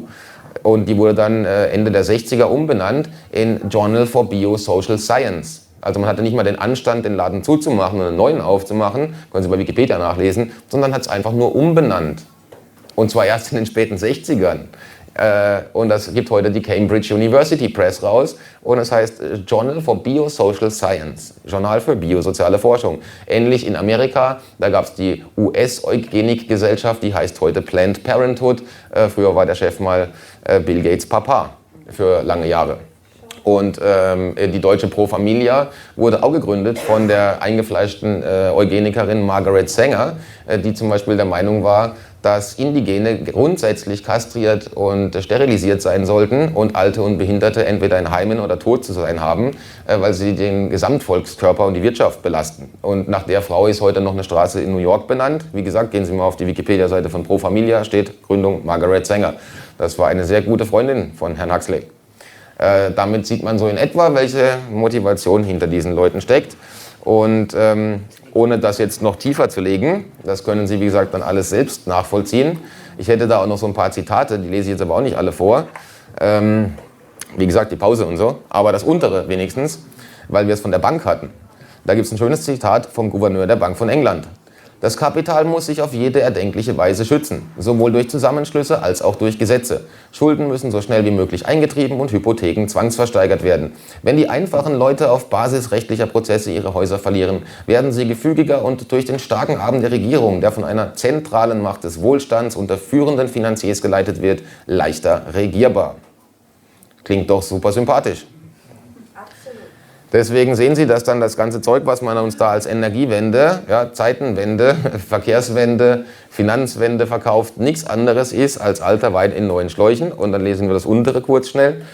Natürlich wiegt aber dieses von oben angepriesene Utopia von Zeitenwende und Agenda 2030 vordergründig verlockend wie etwas Gutes. Der Weg dorthin wird meist als alternativlos dargestellt. Externe Zwänge und Faktoren. Wer möchte nicht gern mithelfen, die Welt zu retten? Aber nach Planungen von EU und UN soll die Weltwirtschaft bis 2050 vollständig dekarbonisiert sein. Damit bliebe für jeden Menschen rechnerisch ein jährliches CO2-Budget von 1,5 Tonnen. Dieser Wert ist nicht mal von einem vegan lebenden Obdachlosen, der keinerlei elektronische Geräte besitzt, zu erreichen. Es sei denn, er stellt das Atmen weitgehend ein. Also das klingt ja witzig, ja? Ich mache das ja extra immer ein bisschen provokant, dass man drüber nachdenkt oder sich streitet. Aber diese 1,5 Tonnen habe ich nicht mir ausgedacht, das wurde in der Tagesschau gesagt von einem Experten, ja, der meinte, das würde dann reichen. Ich glaube, pro Kopf haben Sie heute so einen Verbrauch zwischen 30 und 40 Tonnen. Können Sie sich ja dann ausrechnen, was mit 1,5 Tonnen noch geht. Der Urlaubsflug ist dahin, das mit dem Steak auch und der Tesla fährt auch nicht mehr so oft, ja, wenn Sie das auf dem Smartphone haben. Das ist dann doch recht totalitär, speziell wenn Ihnen das Smartphone das vorjubelt, wie Sie Ihren CO2-Verbrauch steuern können. Und dass das nicht von ferner Zukunft ja, irgendwie eine Vision ist, sehen Sie daran, dass wenn Sie heute einen Flug buchen oder Mastercard, Deutsche Bankkonto, wo immer, was auch immer Sie machen, in Zürich gibt es Restaurants, da steht das CO2-Budget hinten dran. Ja, also das nimmt Einzug und jetzt mal unabhängig davon, ob das jetzt das Problem ist des Klimawandels oder nicht, ist es am Ende, aber es mündet in einer totalitären Herrschaft nach dem Vorbild der Technokratie, weil man sie auf der individuellsten, kleinsten Ebene, nämlich bei Ihnen zu Hause und Ihnen als Individuum auf dem Energieverbrauch steuert. Und das maschinell, ja, und das ist totalitär, wie auch immer das dann nachher bewertet zu sein hat. Gut, letzte Folie und dann ist Pause. Die schlechte Nachricht, über die Folie kann ich 3 Stunden sprechen, aber ich gebe mir Mühe, ja, das ganz schnell zu machen, weil das können Sie ja wie gesagt selber nachrecherchieren. Die Frage ist hier nur, gibt es eine Zeitenwende, ja, die uns da immer angetragen wird, oder ist es doch mehr die historische Konstante? Die Linie könnte ja auf Zweiteres hinweisen, sonst wären da vielleicht ein paar Kurven.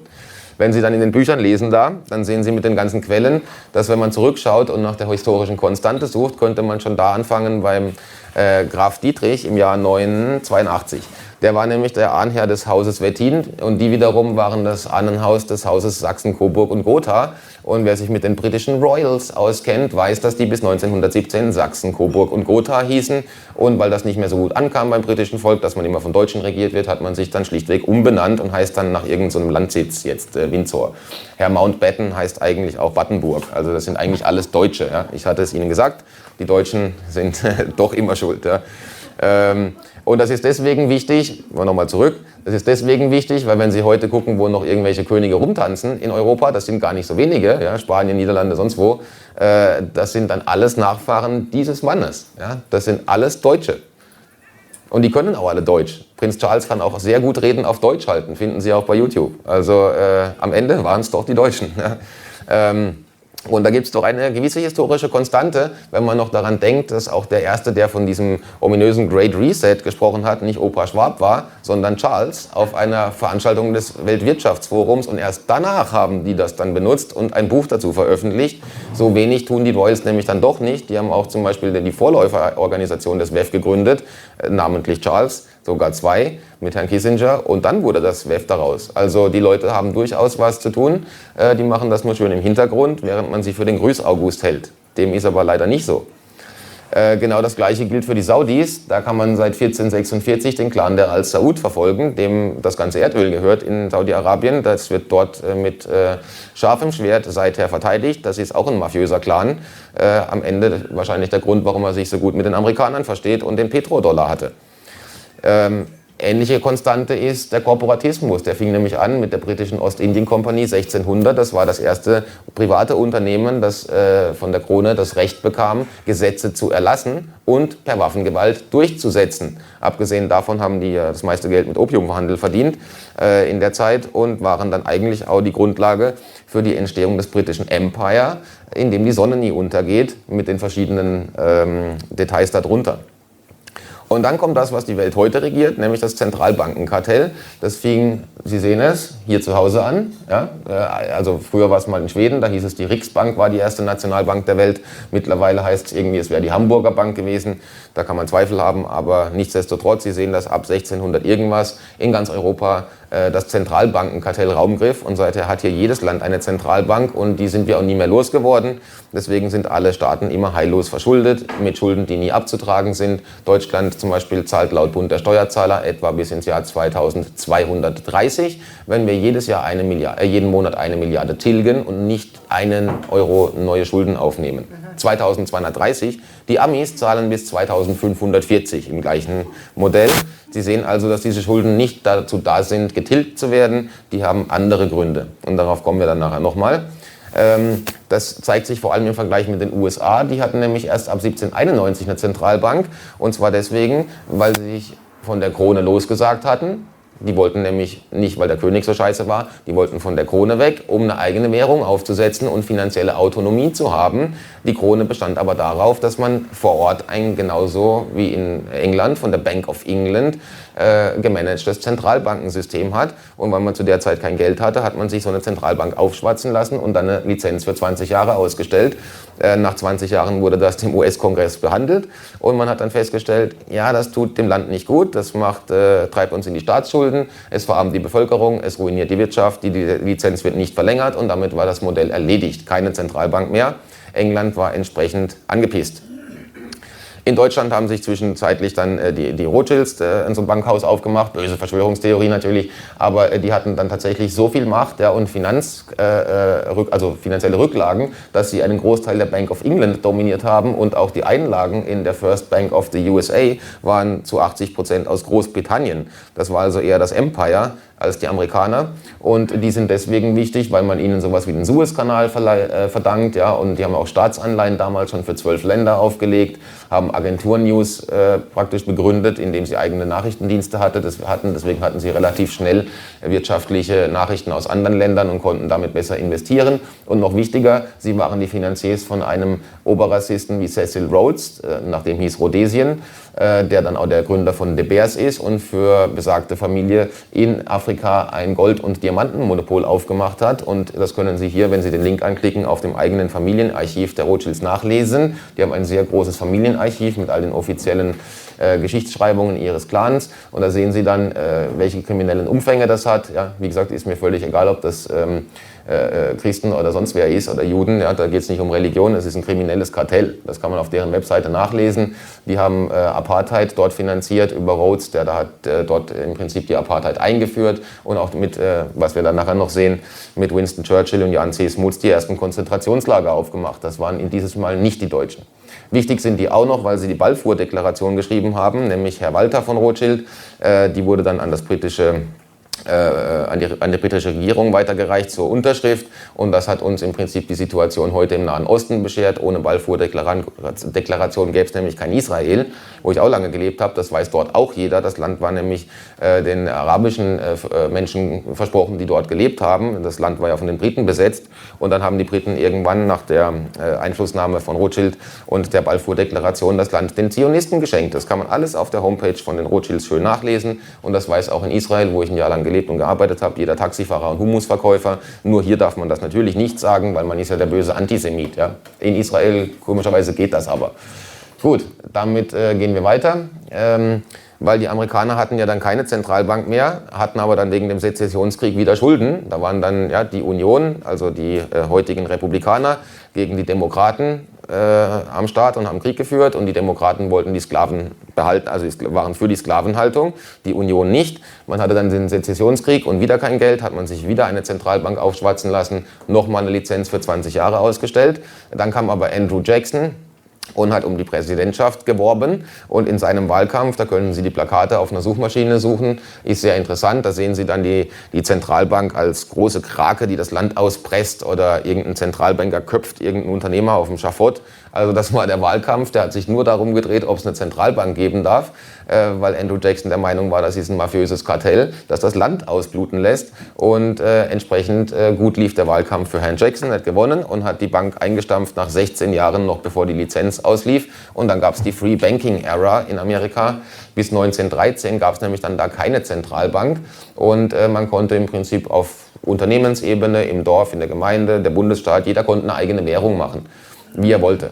Und das galt bis heute immer als total chaotisch, ja, und die Leute hätten ihre Einlagen verloren. Komischerweise aber vor 5 Jahren, glaube ich, Alan Greenspan, der langjährige Federal Reserve Chef, der Chef der amerikanischen Zentralbank, bei einer Pressekonferenz eingeräumt, ja, die neuere Geschichtsschreibung zeigt jetzt doch, dass diese Free Banking Era war gar nicht so chaotisch und es haben auch gar nicht so viele Leute ihre Einlagen verloren. Eigentlich war das eine ziemlich gute Zeit. Ja. Aber eine Zentralbank haben sie trotzdem. Gut. Noch eine wichtige Station, 1859, das Reuter-Havers-Wolf-Nachrichtenkartell. Den Vertrag gibt es nämlich bis heute. Deswegen haben sie eine Agenturpresse aus 3 Agenturen, AFP, Agence France Presse, Associated Press, AP und Reuters. Die haben da schon den Vertrag abgeschlossen und aufgeteilt, wer was wo auf der Welt berichtet und wie. Und den Vertrag haben sie zweimal erneuert, der besteht bis heute. Deswegen haben sie eine Agenturpresse, die 97% aller Nachrichtenmeldungen generiert. Und die haben, egal welche Tageszeitung, schreibt es dann einfach ab und ändert noch ein bisschen was. Aber im Prinzip ist das Nachrichtenkartell. Die Gleichschaltung gibt es also schon lange. Im gleichen Jahr entstand Charles Darwins Entstehung der Arten. Das war die Grundlage für Francis Galton. Der hat dann das Eugenik-Institut gegründet. Das gibt es heute noch in London. Können Sie vorbeigehen und klingeln. Heißt jetzt einfach Adelphi Genetics Forum. Klingt ein bisschen moderner und inklusiver. Ist aber genau der gleiche Laden mit den gleichen Rassisten. Und 1870 begann dann die Ära der Milliardäre mit Herrn Rockefeller. Sein Motto war, Konkurrenz ist Sünde, nur Monopole sind gut. Entsprechend lief das dann auch, das Business, sehr gut. Und Herr David Rockefeller hat dann so ein paar von diesen sympathischen NGOs gegründet, die heute Geopolitik machen und wiederum auch nicht wählbar sind. Ja, Trilaterale Kommission, da ist zum Beispiel der Roderich Kiesewetter Mitglied, der dann auch die ganze Zeit mehr Krieg in der Ukraine und Waffen fordert. Da kann man sich dann fragen, warum. Gehen Sie mal auf die Webseite von der Trilateralen Kommission, dann wissen Sie das. Das hat wenig mit wir helfen irgendwelchen armen Menschen zu tun, sondern mit Geopolitik. Dann gab es die Fabian Society, auf die kommen wir nachher nochmal gesondert. Und dann mit den 2 Boxen sehen Sie dann den Herrn Rhodes, ja, den wir schon hatten, der sein Geld aus London bekam. Der war dann mit William T. Stead, das war der Herausgeber der London Times, Lord Asher, das war der Vertraute des Königs, und Alfred Milner, das war der wahrscheinlich wichtigste Außenpolitiker vor Henry Kissinger. Die waren da zusammen in Südafrika. Dann haben sie die Roundtable-Gruppe gegründet, die sich zum Ziel gesetzt hat, die bösen Kolonien wieder zurückzuholen, die 13, die sich da abgespalten hatten in Amerika. Das ging aber militärisch nicht mehr. Deswegen hatte man Pläne gefasst, aus dem Empire ein Commonwealth zu machen. Ja, das kennen wir heute als Global Governance. Und dann können Sie auch schon sehen, dass die Vorbereitung des Ersten Weltkriegs beginnt. Und ein Herr Alfred Eckart Zimmern, der Mitglied in der Roundtable-Bewegung war, das Chatham House gegründet hat, einen Think Tank in London, auf den ich nochmal komme, und in der Zeit schon die Vorarbeit zum Völkerbund geleistet hat. Der hat nämlich die Dokumente geschrieben, aus denen dann die League of Nations wurde, die wiederum heute UNO und UNESCO sind. Also der Verein entstand eigentlich schon ab 1895 und ab 1899 beim Zweiten Burenkrieg waren die gleichen Herren dort vor Ort, zusammen mit Winston Churchill noch und Jan C. Smuts, und haben dort die Apartheid erfunden und das erste Konzentrationslager eröffnet, wo man die bösen Buren eingesperrt hat und dann vernichtet. Ja, das waren also, wie gesagt, ausnahmsweise mal nicht die Deutschen, und ging da schon los. Und Herr Churchill hat zu der Zeit schon gesagt, ich glaube, das ist ein Jahr später, im Jahr 1900, die Deutschen werden ihren Krieg bekommen, ob sie wollen oder nicht. Deswegen fing man dann mal irgendwann mit der Seeblockade an. Man hat den Japanern eine Flotte hingestellt, die hatten nämlich kein Geld, das haben die Briten bezahlt. Und das waren dann die Vorbereitungen auch zur Triple Entente. Dann hatte man sich mit Russland und Frankreich wieder versöhnt und Verträge geschlossen, dass man endlich die bösen Deutschen vernichten kann, weil hätten die sich da mit Russland gut verstanden und eine Allianz auf kontinentaleuropäischer Ebene gegründet, hätte das Empire es nie mehr einnehmen können. Deswegen wollte man dem zuvorkommen. Dann haben sie gleich noch das Secret Service Büro gegründet mit MI5 und MI6. Daraus wurde dann 1942 die OSS mit Hauptquartier in Wiesbaden. Und das kennen wir seit 1947 als CIA. Das ist also auch eine britische Organisation und keine amerikanische. Dann kam die Federal Reserve. Das ist dann die Zentralbank, die die Amerikaner bis heute ausbeutet. Und Yale in China, das hatte ich vorhin schon mal erwähnt, wo dann der Rockefeller Brothers Fund ab 1917 massiv investiert hat. Dann kam der Erste Weltkrieg. Der Punkt wird deswegen größer, weil die geopolitische Auswirkung größer wurde, weil zu dem Zeitpunkt konnte sich noch niemand vorstellen, was ein Weltkrieg überhaupt ist. Davor gab es nur Schlachten auf Schlachtfeldern, ja, oder einzelne Länder, die miteinander Krieg führen, ja, einzelne Feldherren. Aber dass plötzlich Weltkrieg herrscht, das ist einzig und ausschließlich auf das zurückzuführen, was ab 1891 und 99 in diesen Zirkeln begann und den Verträgen, die diese Leute hinten dran abgeschlossen haben mit Russland, Frankreich, mit Japan und anderen, um diese ganze Front gegen Deutschland aufzurufen, weil die wollte man unbedingt platt machen, damit sie sich nicht mit den Russen verbünden. Und dann kam der Versailler Vertrag und da haben dann zum Beispiel der Herr Milner und sein bester Kumpel in einem Hinterzimmer die Linien gezeichnet, die wir heute in Europa als Grenzen kennen. Das waren die zwei Herren. Die haben das schön gemacht im Hinterzimmer, während Ferdinand Foch, der von Herrn Milner ernannte Oberbefehlshaber der Alliierten, gleich nach dem Frieden von Versailles gesagt hat, das ist kein Frieden, sondern ein Waffenstillstand für 20 Jahre. Ziemlich gutes Timing, danach kam nämlich genau fast auf die Minute genau der Zweite Weltkrieg. 1917 gab es die Balfour-Deklaration, die hatten wir schon mal. Und dann die Technokratiebewegung, die ich Ihnen vorhin schon mal gezeigt habe. Und 1921 eben den zweiten Herren, der mit Herrn Milner da im Hinterzimmer Dinge dann auf der Karte eingezeichnet hat. Das ist Edward Mandell House, das war der Berater von Woodrow Wilson unter anderem, ein Abgesandter des britischen Kapitals. Der gilt heute auf der Webseite offiziell als Gründer des Council on Foreign Relations, war aber auch ein sehr mächtiger Außenpolitiker. Und da passt gut das Zitat von Herrn Milner dazu: Die mächtigen Leute erkennt man nicht daran, welche Positionen sie innehaben, sondern welche sie ablehnen. Deswegen hatten die zwei nie eine offizielle Position und mehr Einfluss als jeder Politiker auf die Weltgeschichte. Deswegen kennt die auch keiner. Lesen Sie die mal durch, die haben sehr schöne Dokumente und auch Archive. 1930 die Gründung der BIZ, ja, federführend damals der als Hitlers Bankier bekannte Hjalmar Schacht, also auch sehr sympathische Organisation von Beginn weg.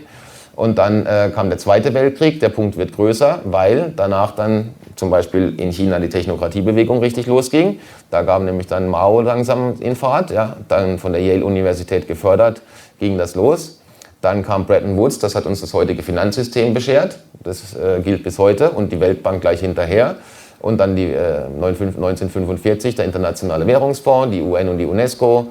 Und dann die Rand Corporation, die heute alle immer die militärischen Strategiepapiere schreibt, zum Beispiel 2017 das schöne Papier Unbalancing and Overextending Russia. Da steht dann genau das drin, was in der Ukraine an der Grenze passiert zu Russland und die 3 Szenarien, wie das ausgeht. In keinem kommt Europa gut weg und im dritten Szenario bleibt davon auch gar nichts mehr übrig. Das Blöde ist nur, dass die Rand Corporation immer recht hat und eines der Szenarien tritt immer ein, denn das ist die Handlungsempfehlung für die Generalitäten. In dem Fall kann man nur hoffen, dass nicht Szenario 3 eintritt, dann ist nämlich hier nichts mehr übrig. Dann kam das Grundgesetz und die NATO ab 1949 und dann der große Sprung von Mao Zedong, ja, mit 15 bis 55 Millionen Toten, je nach Lesart. Und trotzdem lobt ihn David Rockefeller noch 1973 in der New York Times und sagt, China war das wichtig, oder Mao in China war das wichtigste soziale Experiment und das erfolgreichste der menschlichen Spezies. Das zeigt in etwa, wie sympathisch Herr Rockefeller ist. Und dann gab es die Münchner Sicherheitskonferenz, das ist auch wichtig für die NATO, und Kissinger war dann bei Mao, hat dann den Nixon-Schock vorbereitet und die Öffnung gen Westen. Der Nixon-Schock ist deswegen wichtig, weil er die Loslösung des Bretton Woods-Finanzsystems vom Goldstandard entschieden hat. Seither können Sie praktisch Geld drucken, so viel Sie wollen. Es ist nichts mehr wert, weil man muss sich dafür kein Gold mehr in den Keller legen, sondern einfach billige Staatsanleihen drucken, die man irgendeinem anderen Land verscherbelt. Und dafür kriegt man dann die besagten Geldbeträge, mit denen man dann irgendwas finanzieren kann. So sind also die ersten großen, die Finanzblasen also erst richtig groß geworden. Denn die erste Finanzblase gab es schon 1791 bei der First Bank of the USA. Die hatte man gegründet und schon nach 12 Monaten musste man sie mit Steuergeld retten. Ja, also das erinnert an heute. Gut, und dann kamen die Feinde, die wir alle kennen, der böse War on Terror und der böse Terrorist, ja, aus dem islamischen Staat, der immer hinter jeder Ecke mit Bomben lauert, und der Maidan-Coup, der uns die Ostflanke beschert hat, und dann noch Covid-19, das ist dann der nicht greifbare Feind, der für immer da ist, und wie Sie von Julian Assange wissen, ist das eben der Krieg, der gar nicht gewonnen werden soll, sondern permanent geführt. Das wusste auch schon George Orwell. Und damit gebe ich Ihnen mal eine Verschnaufpause.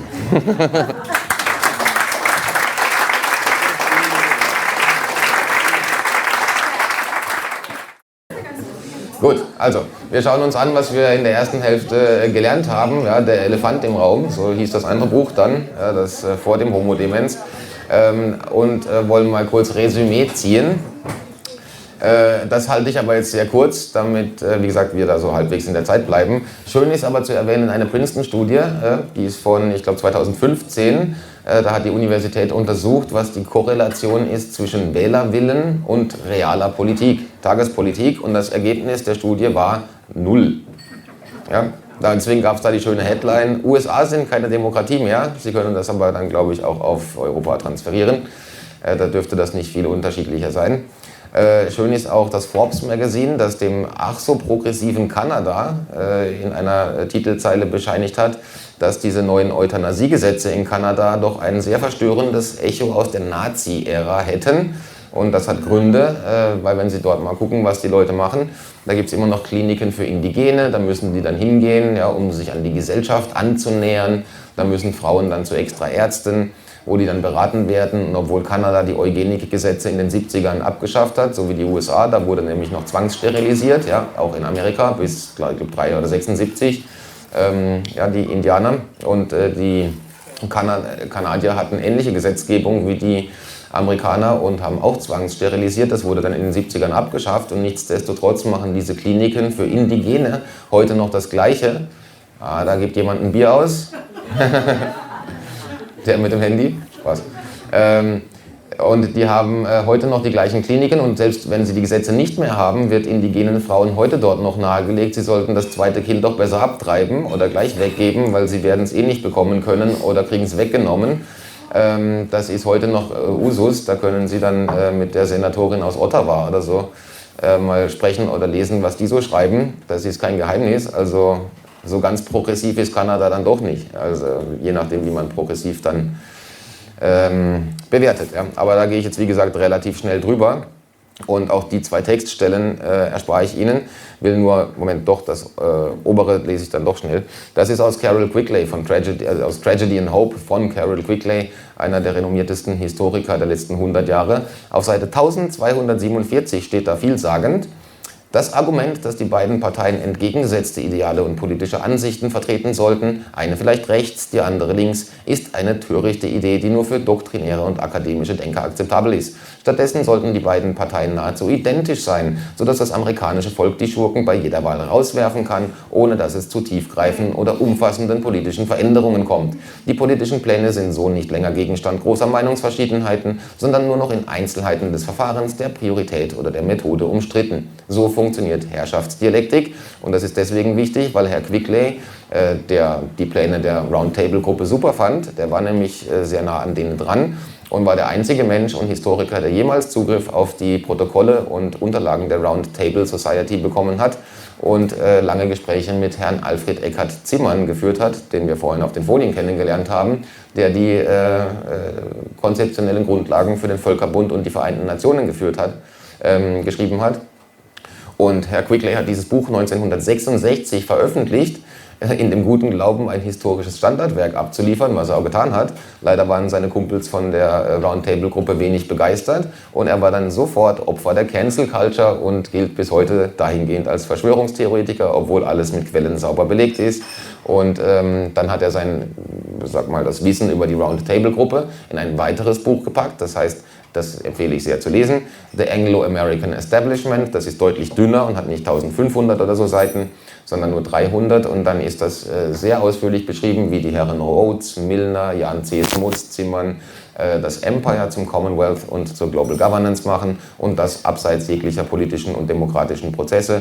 Das ist auch alles mit Quellen belegt. Deswegen hat der Mann das dann so fertig geschrieben, dann hinterlegt und posthum veröffentlichen lassen, dass er sich nicht einen zweiten Shitstorm einhandeln muss. Das empfehle ich daher zu lesen. Da sehen Sie nämlich auch nochmal, dass das Links-Rechts-Geschwafel völlig am Ziel vorbeiführt und durchaus gewollt ist.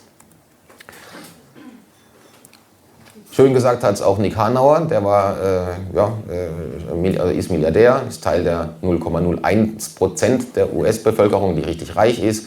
war Mitbegründer von Amazon, der hat mal einen offenen Brief geschrieben, 2014, an seine superreichen Freunde und Milliardärskollegen.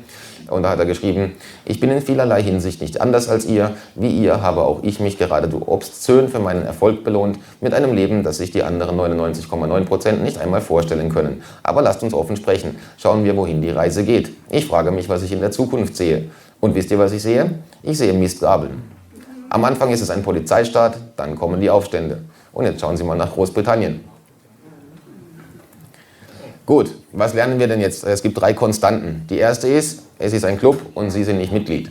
Und das ist deswegen interessant, weil dieses 12-jährige Mädchen 2009 herausgefunden hat, dass alle US-Präsidenten miteinander verwandt sind, bis auf einen. Und die stammen ab von Herrn John Lackland Plantagenet, den kennen Sie alle, das ist nämlich King John aus Robin Hood.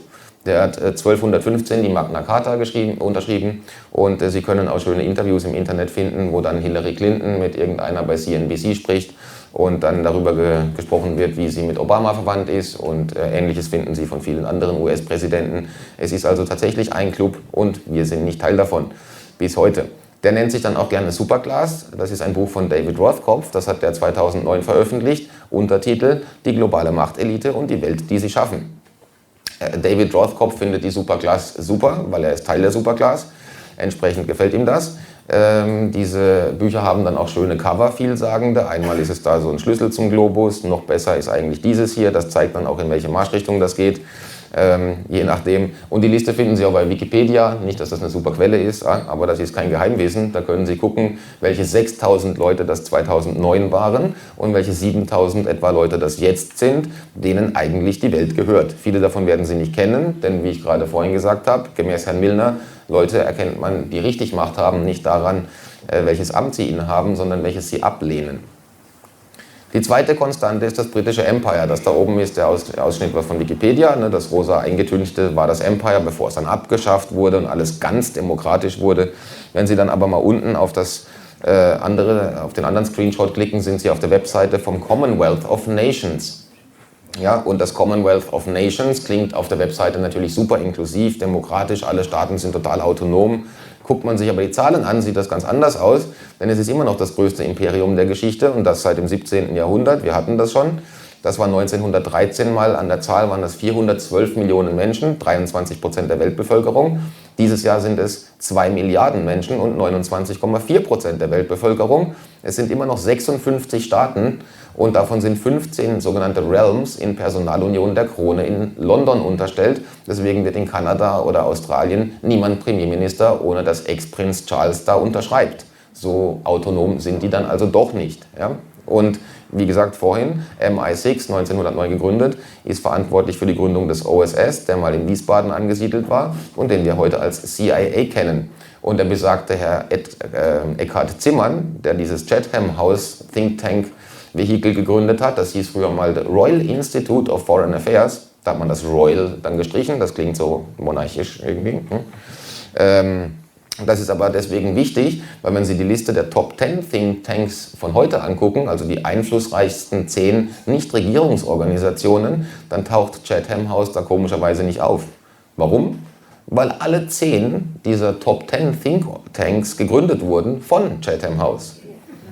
Und deswegen ist Herr Alfred Eckhard Zimmern durchaus eine wichtige Person, nicht nur weil er die Grundlagen für die UN geliefert hat und die League of Nations, sondern eben auch mit Chatham House das gegründet hat, was wir heute als so NGO-Mafia um uns herum haben, von Kommissionen und Stiftungen mal ganz abgesehen. Und damit lässt sich relativ schnell anhand der Zahlen und anhand der Organisationsstruktur feststellen, dass das Empire einfach zum Commonwealth wurde und dass wir heute das gleiche Konstrukt haben wie damals. Es heißt nur Global Governance. Wir leben aber eigentlich immer noch in einer ziemlich monarchisch organisierten Welt, wo noch immer das gleiche Empire regiert mit der gleichen Finanzmacht im Hintergrund. Und das ist dann auch schon die dritte Konstante. Das Geldsystem, das Finanzsystem, am besten zusammengefasst unten von Nayib Bukele, dem Präsidenten von El Salvador im Februar 22, mit einem Satz: Das eigentliche Problem ist, dass Sie nur hohe Steuern zahlen, um die Illusion aufrechtzuerhalten, die Regierung zu finanzieren, was Sie nicht tun. Denn sie finanzieren mit Steuern natürlich nicht die Regierung, wie Sie auf diesen Screenshots da sehen. Das Geld wird aus dem Nichts geschöpft, ja, durch Aufhebung des Goldstandards und dadurch, dass es eigentlich keinen realen Gegenwert hat, ist der Papierfetzen in der Tasche völlig wertlos. Der hat nur so viel Wert, wie Sie dem Glauben schenken. Das ist aber deswegen wichtig, weil der Staat natürlich trotzdem hoch verschuldet ist. Ich hatte es kurz angeführt. Und wie passiert das? Wenn der Staat 1 Milliarde braucht, dann stellt er der Notenbank praktisch oder gibt der Notenbank den Auftrag, 1 Milliarde an Staatsanleihen zu generieren. Die Staatsanleihen werden dann verkauft an die Saudis oder die Chinesen, die überweisen die Milliarde und dann kann man die Milliarde dann in die Straßenbau, Bildung, wo auch immer, in die Ukraine investieren oder sonst wohin. Das Geld wird also über diese Staatsanleihen geschaffen, in die man dann wiederum investieren kann. Die gelten als besonders sichere Anlageinstrumente etc. De facto ist es aber heute so, dass zum Beispiel die Dollar-Staatsanleihen kaum noch jemand haben will, speziell nicht die Saudis und die Chinesen. Deswegen muss man sie jemandem anderen verkloppen. Jetzt verkauft man sie zum Beispiel privaten Kryptounternehmen wie Tether. Die geben den US-Dollar-Stablecoin raus, der 1:1 an den Dollar gebunden ist. Und Tether ist schon heute der 18. größte Halter von US-Staatsanleihen. Die haben mehr Staatsanleihen als Saudi-Arabien. Das waren die mit dem Petrodollar über Jahrzehnte. Also das zeigt in etwa, welches Volumen dahinter steckt. Und das heißt auch, dass das der neue Weg ist für die Amerikaner, um ihre Staatsverschuldung auf den Büchern zumindest gut aussehen zu lassen und die Blase irgendwie am Leben zu erhalten. Man pumpt das Zeug jetzt einfach in die private Kryptowirtschaft und kriegt dafür dann Stablecoins oder irgendwas Ähnliches. Und so kann man dann auf dem Kryptomarkt dann schön weitermachen, das, was man vorher auf dem Fiat-Finanzmarkt gemacht hat, mit dem digitalen Geld. Das können Sie sich dann gerne mal genauer angucken. Aber wenn Sie die 3 Konstanten sehen, wird Ihnen relativ schnell klar, dass das, was ich am Anfang gesagt habe, stimmt. Wir haben es mit transgenerational organisierter Kriminalität zur Enteignung des Staatsvermögens, des Volksvermögens und von Ihnen selbst zu tun. Das heißt, jetzt haben wir mal gesehen, wer das macht. Wann das passiert, so in der Timeline, obwohl da ganz viel fehlt. Da könnte man noch die russische Revolution, den Vietnamkrieg und 1000 andere Dinge drauf tun. Aber da finden Sie vieles von in den Büchern. Mehr passt da einfach nicht auf die Folie und sonst rede ich da ewig drüber. Wichtig ist aber dann, wie machen die das? Weil nur mit finanzieller Macht, militärischer Macht oder politischer Macht können Sie noch nichts gewinnen. Weil, Sie kennen den schönen Spruch, stellen Sie sich vor, es ist Krieg und keiner geht hin. Ja, das funktioniert nur, wenn Sie sich um die Flagge scharen und glauben, was passiert, ist das Richtige. Ja, Krieg funktioniert auch nur, wenn Sie den gemeinsamen Feind als Feind sehen, den bösen Russen oder sonst wen, oder den bösen Chinesen, wen auch immer.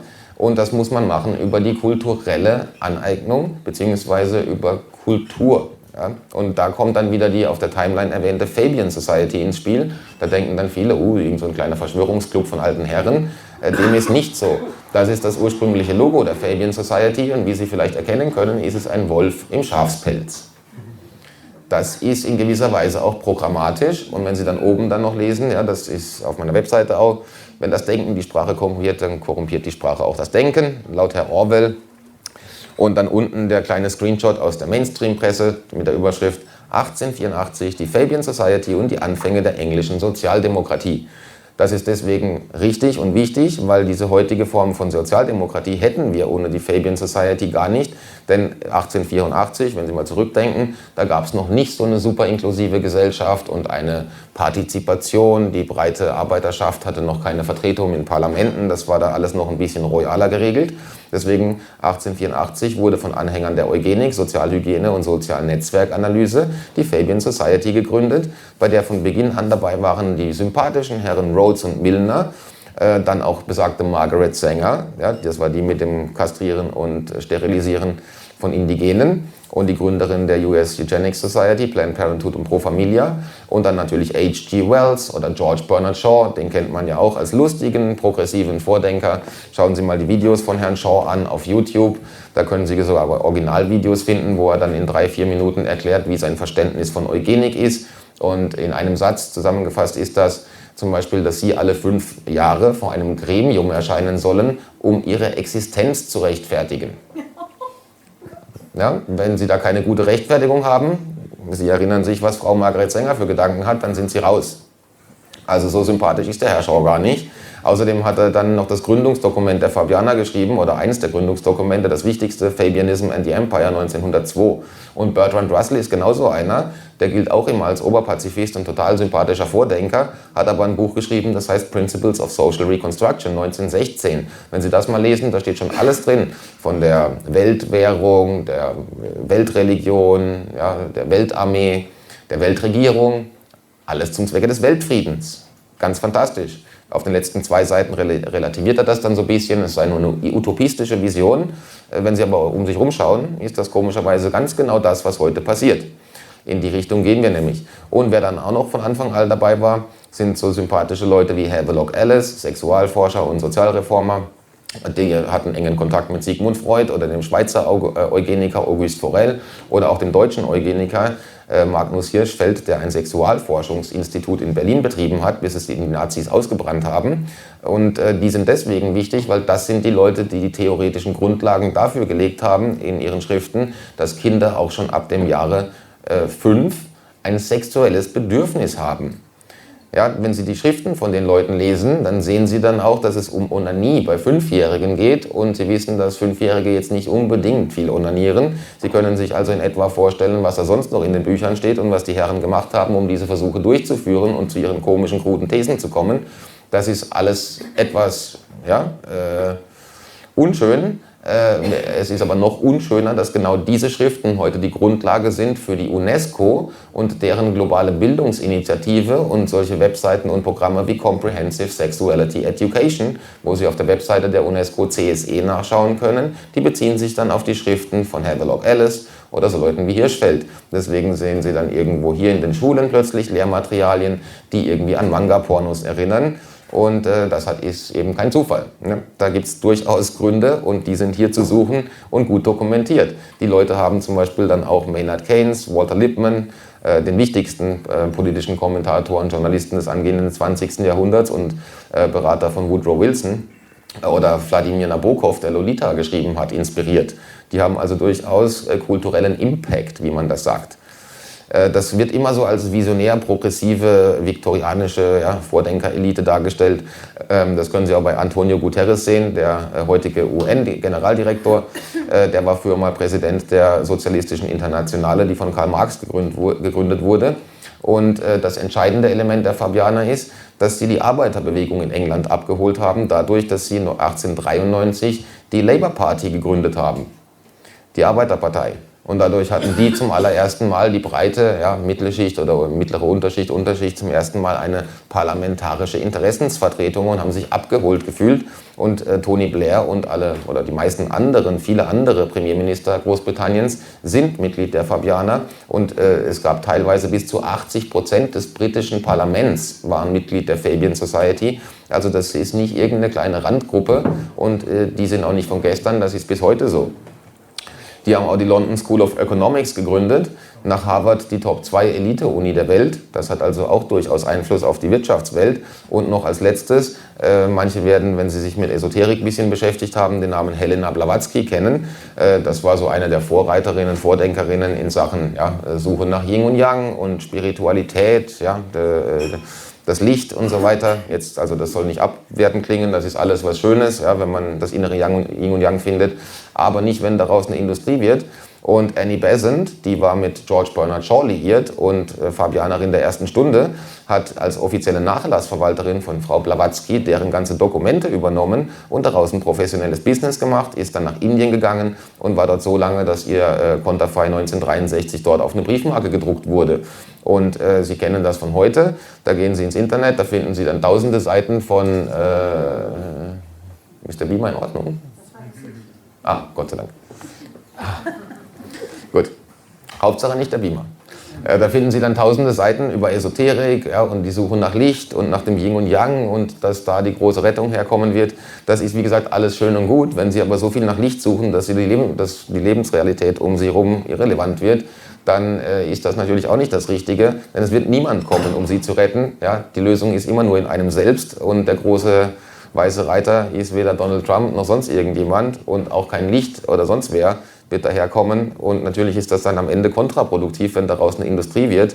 die Leute ablenkt von eigentlichen Lösungen. Ja? Und das hat Annie Besant gemacht und das eben nicht zufällig, sondern mit Programmatik. Deswegen sollte man sich dann zum Beispiel mal die Details anschauen, so wie bei dieser 300 Seiten Dissertation über die Fabian Society. Die heißt dann auch schön überschrieben, eine schöne neue Welt, die Linke, Sozialarchitektonik und Eugenik im Europa des 20. Jahrhunderts. Da können Sie auf 300 Seiten nachlesen, welchen kulturellen Impact die Fabian Society tatsächlich hatte. Und unten sehen Sie dann auch noch eine Arbeit von der West Virginia University zur Fabianisierung des britischen Empire. Das ist doch alles dann relativ weitreichend und eben keine kleine, verschworene Altherrengruppe, die im Hintergrund meint, die Welt regieren zu müssen. Die haben einflussreiche Leute, so wie Walter Lippmann, begeistert, der zum Beispiel, viele kennen Edward Bernays als den Gottvater der Propaganda, durch sein Buch 1925 oder 23, Crystallizing Public Opinion. Entscheidend ist aber, dass genau ein Jahr davor schon Walter Lippmann sein Buch Public Opinion geschrieben hat, in dem das alles schon drin steht. Und Herr Bernays hat das dann einfach auch nur genommen und ein bisschen professionalisiert und gilt dann heute als Großvater der Propaganda. Deswegen hat Herr Lippmann damals auch den Pulitzer-Preis bekommen, weil es so eine tolle Arbeit ist. Der war auch ein eingefleischter Sozialist und hat zum Beispiel Begriffe geprägt wie Stereotyp oder Multikulti. Die hätten wir heute gar nicht wahrscheinlich, oder man weiß es nicht woher, aber zumindest hat Walter Lippmann sie eingeführt in den öffentlichen Diskurs. Und warum ist das alles wichtig? Weil es gibt so etwas wie den dritten Weg. Das heißt Third Way, auf Deutsch der dritte Weg, können Sie dann bei Wikipedia auch nachlesen. Das ist das, womit heute Wahlen gewonnen werden. Damit hat Tony Blair die Wahl gewonnen und Bill Clinton und auch Angela Merkel hat sich damit lange an der Macht gehalten. Das heißt nämlich nichts anderes wie, sie machen so eine Politik und erzählen irgendwie so allgemeingültiges Zeug, dass sie die gesamte Mitte der Gesellschaft unter dem kleinsten gemeinsamen Nenner, ja, das ist dann die moderate Mitte, die demokratische Mitte, der Gesellschaft abholen und hinter sich scharen. Deswegen sind die von der CDU heute grüner, als es die Grünen früher waren. Es ist völlig egal, was man erzählt, Hauptsache die Mitte der Gesellschaft ist irgendwie hinter einem. Ja. Was das aber natürlich macht, es grenzt nach außen ab. Alles, was nicht die moderate Mitte der Gesellschaft ist, ist extremistisch. Ja. Linksradikal, rechtsradikal, Nazis, Antifa, alles ist ganz furchtbar, was nicht innerhalb diesem mittleren, moderaten Teil der Gesellschaft stattfindet. Und das ist eben keine Zukunft, das ist keine zufällige Entwicklung. Das ist genau das Konzept der Fabian Society und das heißt dritter Weg. Deswegen waren die mit ihrer Politik auch so erfolgreich. Und deswegen kennen wir heute nur noch die moderate Mitte, alles andere ist inakzeptabel und sie sind Hassredner. Wohin das führt, ist, schön zusammengefasst in einem Zitat, leider unbelegt, die Toleranz wird ein solches Niveau erreichen, dass intelligenten Menschen das Denken verboten wird, um die Idioten nicht zu beleidigen. Wenn Sie mal um sich herumschauen, ja.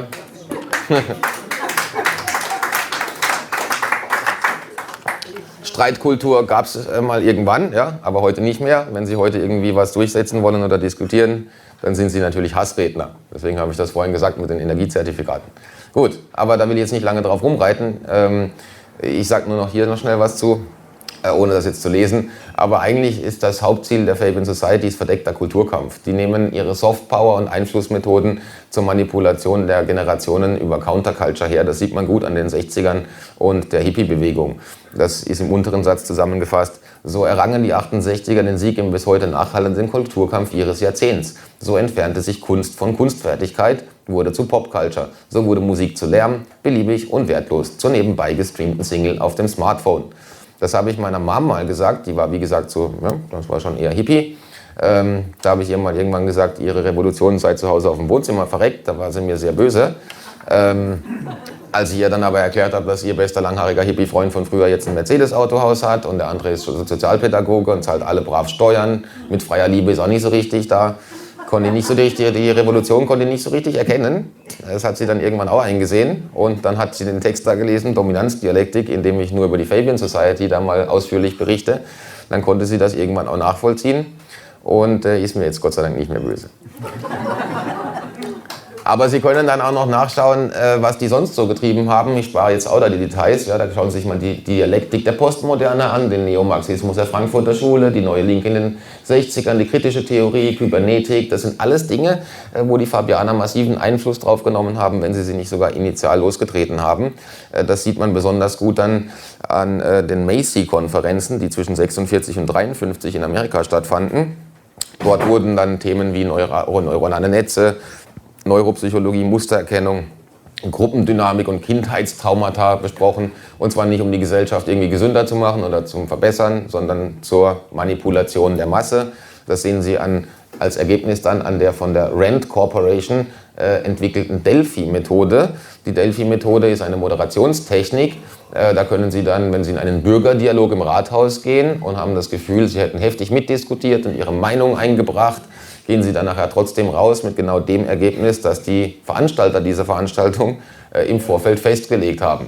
Das ist nämlich das Ziel der Delphi-Methode, Ihnen das Gefühl zu geben, Sie hätten mitdiskutiert, obwohl es am Ende genauso ausgeht wie vorher festgelegt. Das funktioniert erstaunlich gut, so macht man nämlich in Großkonzernen auch Change Management. Da arbeiten die Leute dann bis zum Schluss in Projekten mit, die ihre Arbeitsplätze wegrationalisieren nach Indien oder an Externe. Nearshore, Offshore-Projekte, was auch immer, die arbeiten bis zum letzten Tag mit für die Gemeinschaft und bringen sich ein. Obwohl sie dann gekündigt werden oder schon gekündigt sind und ihre Kollegen in 1-2 Jahren auch rausfliegen. Ja, das ist die Delphi-Methode, das können Sie hier anklicken. Das ist psychologische Kriegsführung. Ja? Und das funktioniert erstaunlich gut. Deswegen haben Sie das Gefühl, Sie hätten an der Pluralismus-Simulation ein bisschen teilgenommen und akzeptieren dann den kleinsten gemeinsamen Nenner, den Konsens, da haben ja alle mitgeredet. Und dann läuft es aber genauso wie vor dem Meeting festgelegt.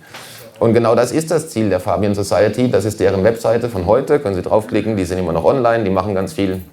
Ist ein sehr aktiver Laden. Oben sehen Sie ja die Zukunft der Linken seit 1884. Ja, und dann lesen Sie mal durch, was die so wollen. Auf der Startseite schon hier Politik und Macht, Staat und Gesellschaft, Wirtschaft und Arbeit und natürlich grün und global. Und unten steht dann das Entscheidende. Ja, Sie wollen dafür sorgen, dass diese transformativen Konzepte in der Gesellschaft umgesetzt werden. Und natürlich können Sie aber von denen niemand wählen. Ja? Die meisten haben noch nicht mal von dem Laden gehört. Nichtsdestotrotz bestimmt er einen Großteil der politischen Geschehnisse. Und das ist dann entsprechend erstaunlich, wenn Sie sich die Details angucken. Das läuft nämlich völlig an uns vorbei. Und das sind die Leute, die dann dafür sorgen, dass der dritte Weg richtig gut funktioniert, ohne dass die anderen das merken. Und eben, die sympathischen Gestalten, die da mitmachen, sind dann George Bernard Shaw, Margaret Sanger oder besagter Havelock Ellis mit seinem sexuellen Kind, ja, mit seinen dystopischen Versuchen. Gut, damit lasse ich das aber gut sein und Sie haben diesen politischen Teil heil überstanden. Ich gehe jetzt auf den Teil, der Sie mehr interessieren dürfte, nämlich das hier. Die Gefahr, dass der Computer so wird wie der Mensch, ist nicht so groß wie die Gefahr, dass der Mensch so wird wie der Computer.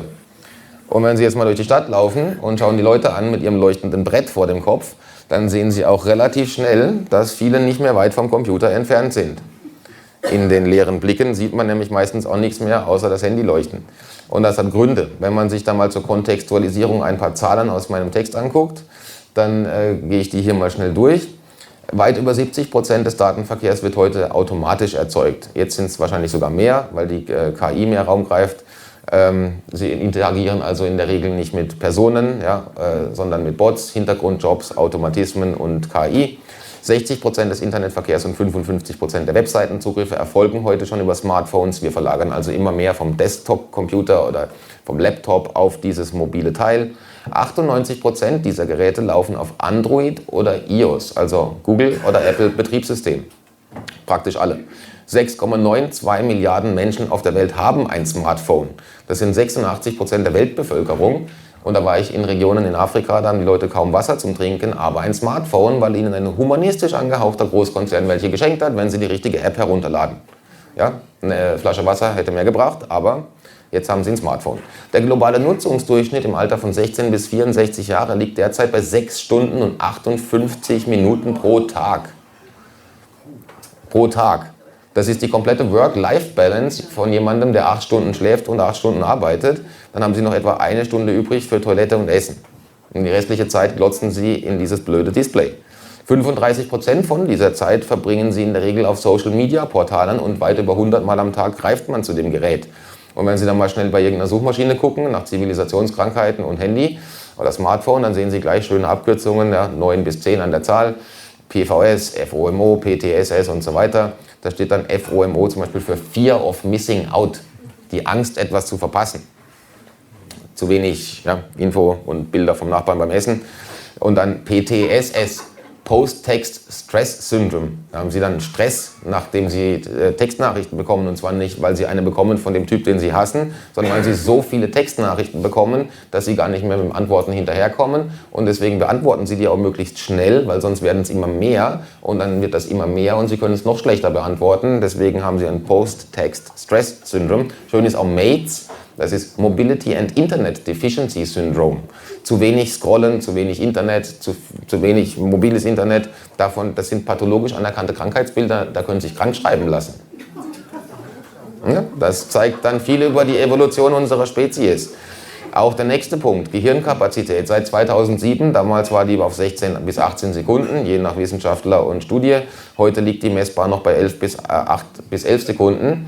Und das sind knapp 15 Jahre seit der Einführung des Smartphones. Jetzt können Sie mal ausrechnen, was in 15 Jahren davon noch übrig ist, wenn das so weitergeht.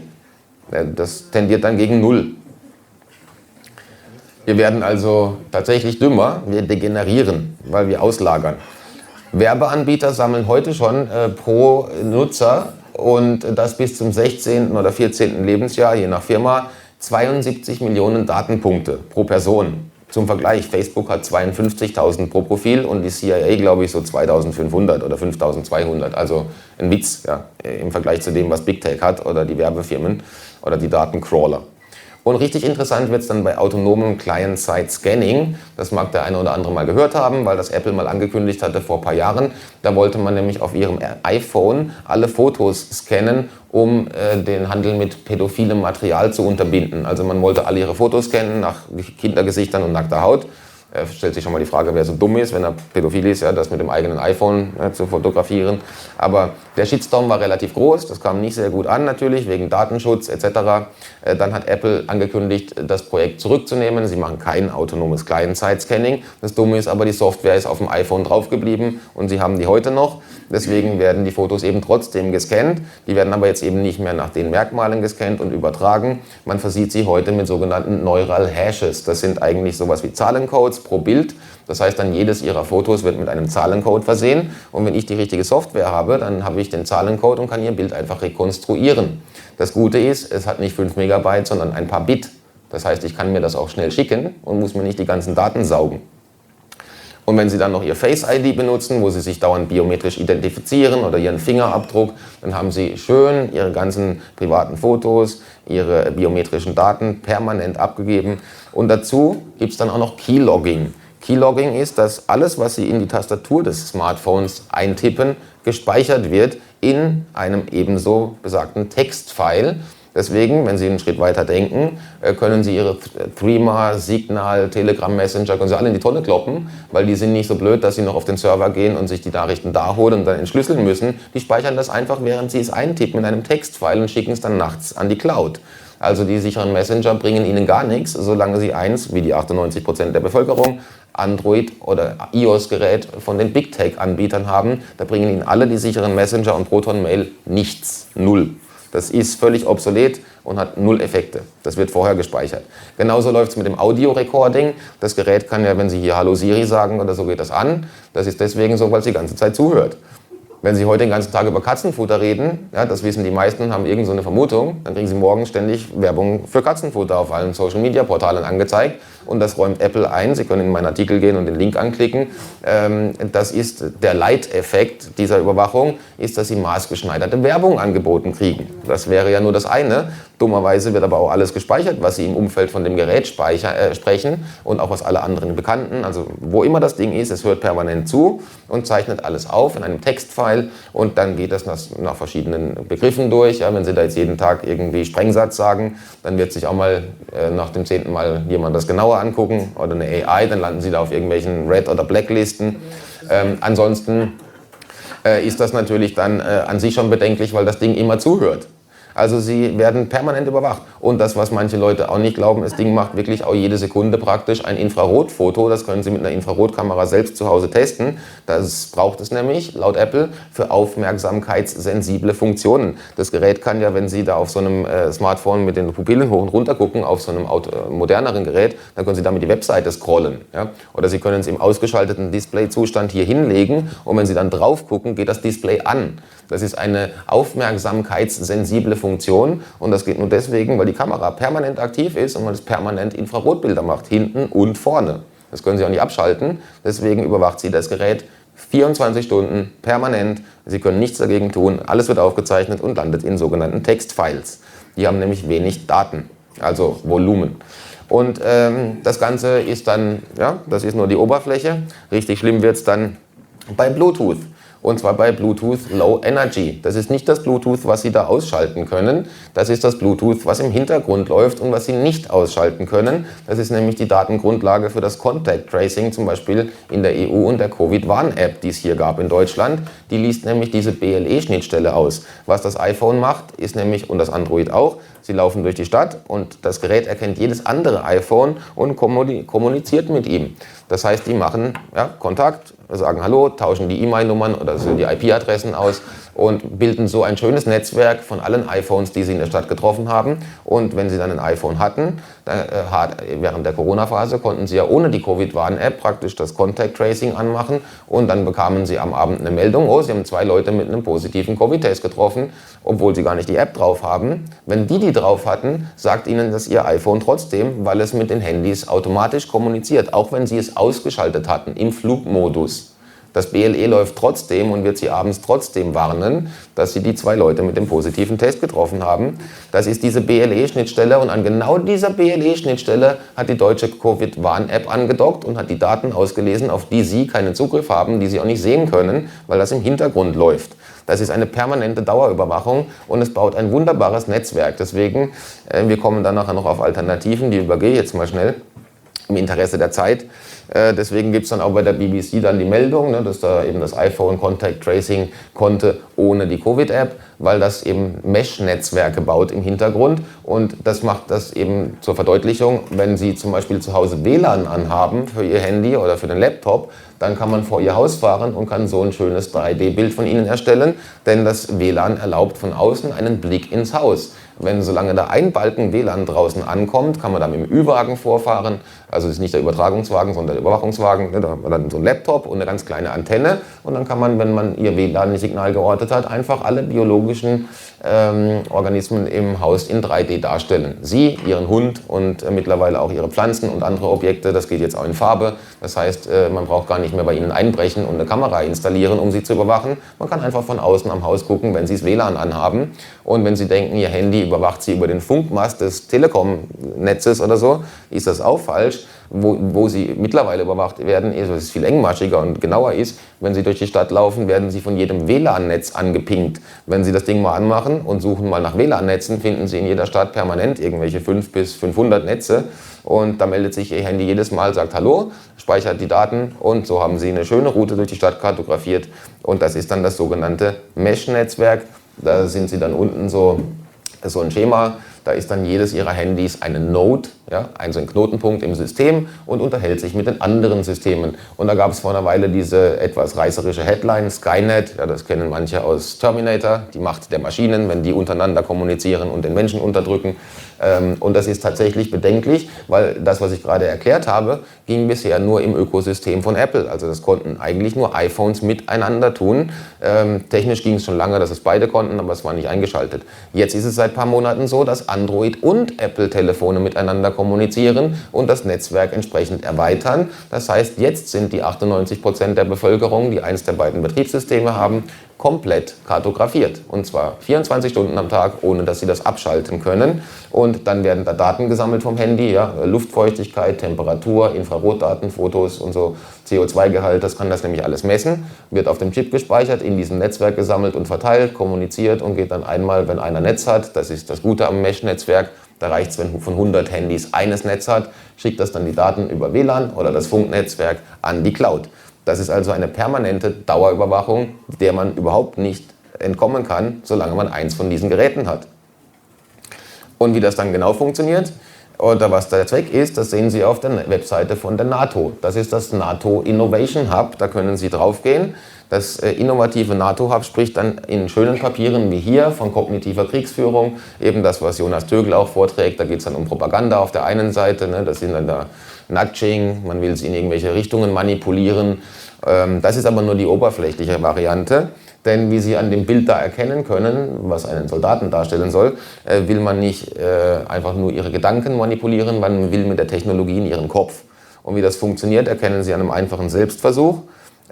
Zum Beispiel, wenn Sie Ihr Smartphone, ich habe das immer auf Graustufen, das geht bei jedem Smartphone, haben Sie irgendwie so Bildschirmhilfen oder Farbfilterfunktionen, das gibt es auf jedem Smartphone. Da stellen Sie das mal auf Graustufen, weil da funktioniert immer noch alles, können immer noch Textnachrichten schreiben oder sowas. Lassen Sie das mal 24 Stunden auf Graustufe und schalten Sie danach mal wieder die Farbe ein.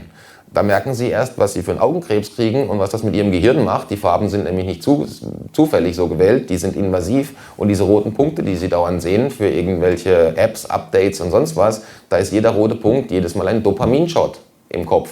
Das macht süchtig. Das können Sie sogar von Sean Parker, dem Co-Gründer von Facebook, hören, der bei einer Panel-Diskussion gesagt hat, wir wissen, dass es süchtig macht und haben es trotzdem getan.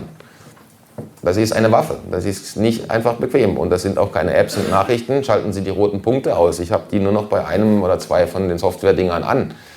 Und dann versuchen Sie das mal mit den Graustufen im Selbstversuch und machen das mal 24, 48 Stunden. Ich habe das schon vielen Leuten erzählt und ich habe keinen getroffen, der das wieder auf Farbe benutzt. Das ist ein gravierender Unterschied, Sie werden es merken. Und über so Zeug schreiben die dann bei der NATO lange Papiere. Ne? Das ist dann von einer Konferenz im Herbst 2020. Da hat man dann über kognitive Kriegsführung und kognitive Dominanz gesprochen. Das ist irgendwie so ein 120-Seiten-Dokument. Da können Sie dann nachlesen, was die so alles tun und wie man in Ihr Gehirn will, mit eben solchen Technologien, Dopaminshots, Manipulation, Farbwahl, ja, psychischen Stress auslösen, sowas wie das Post-Text-Stress-Syndrom. Man macht sie krank und das ist Teil der Agenda. Und das Interessante an den Dokumenten ist, ja, die nächste Studie, das nächste Treffen war dann hier in Bordeaux im Juni 21, das auch so ein Riesenpamphlet. Das Interessante an diesen Dokumenten ist, dass der Feind nie abgegrenzt wird. Es ist nicht der böse Russe oder der böse Chinese, der Klassenfeind oder sonst wer, der Feind sind Sie. Es gibt keine Feinddefinition bei diesen Dokumenten. Es geht immer um die Bevölkerung. Und damit ist nicht irgendeine Bevölkerung im Ausland gemeint, sondern die hierzulande. Und das können Sie selbst dann auch noch nachlesen, selbst auf der plumpesten Informationsquelle, die es gibt, Wikipedia. Da gibt es einen ganzen Themenblock zu globaler Überwachung. Da finden Sie hunderte von Organisationen, Texten, Systeme, Agenturen, NGOs, Projekten. Wenn Sie sich das mal alles durchlesen, brauchen Sie Tage und es wird Ihnen rasch schlecht. Weil es ist unglaublich, man weiß es ja auch nicht, aber da wird überwacht und getan seit Jahrzehnten. Die wenigsten Leute haben auch nur das geringste Ausmaß, welche Formen das alles angenommen hat. Und das ist eben, wie ich das dann hier zusammengefasst habe, die 6. Dimension der Kriegsführung, die richtet sich gegen Sie und gegen jeden, gegen die Spezies Mensch. Die als biodigitale Konvergenz propagierte Innovation zielt auf Abschaffung des Homo sapiens zugunsten einer transhumanistischen Kreation. Und das Ziel ist, aus der Eugenik bekannt, eine tumbe, konformistische, biologisch optimierte Arbeiterklasse, eigentlich eine Sklavenrasse, die der Prädatorenkaste da oben intellektuell nicht mehr zur Gefahr werden kann. Das ist nämlich das Endziel, ne? Wie bei Huxleys Schöne neue Welt. Sie wollen gar keine Revolution mehr, Widerstand oder irgendwas, weil sie das so toll finden, wo sie sind. Da will man sie hin manipulieren. Und nicht, dass sie irgendwelche Headlines glauben, die man in der Zeitung schreibt. Es geht darum, dass irgendwann in 20 Jahren hier vorne keiner mehr sitzt und solche auch reißerischen Reden hält. Und wie das genau simuliert und gemacht wird und wo Ihre Daten dann landen, das sehen Sie zum Beispiel an der Sentient World Simulation, der zweite Punkt in der Mitte. Das ist von 2006, da drüben ist das große Konzeptpapier, da können Sie sich das mal durchlesen. Da war das Ziel dann, ein reales 3D-Abbild der gesamten Welt zu schaffen, zu Simulationszwecken. Damals konnte man zu Beginn 56 Länder simulieren. Unten sind Screenshots aus diesem Programm, da sehen Sie dann so Beziehungsgeflechte und verschiedene Einfärbungen.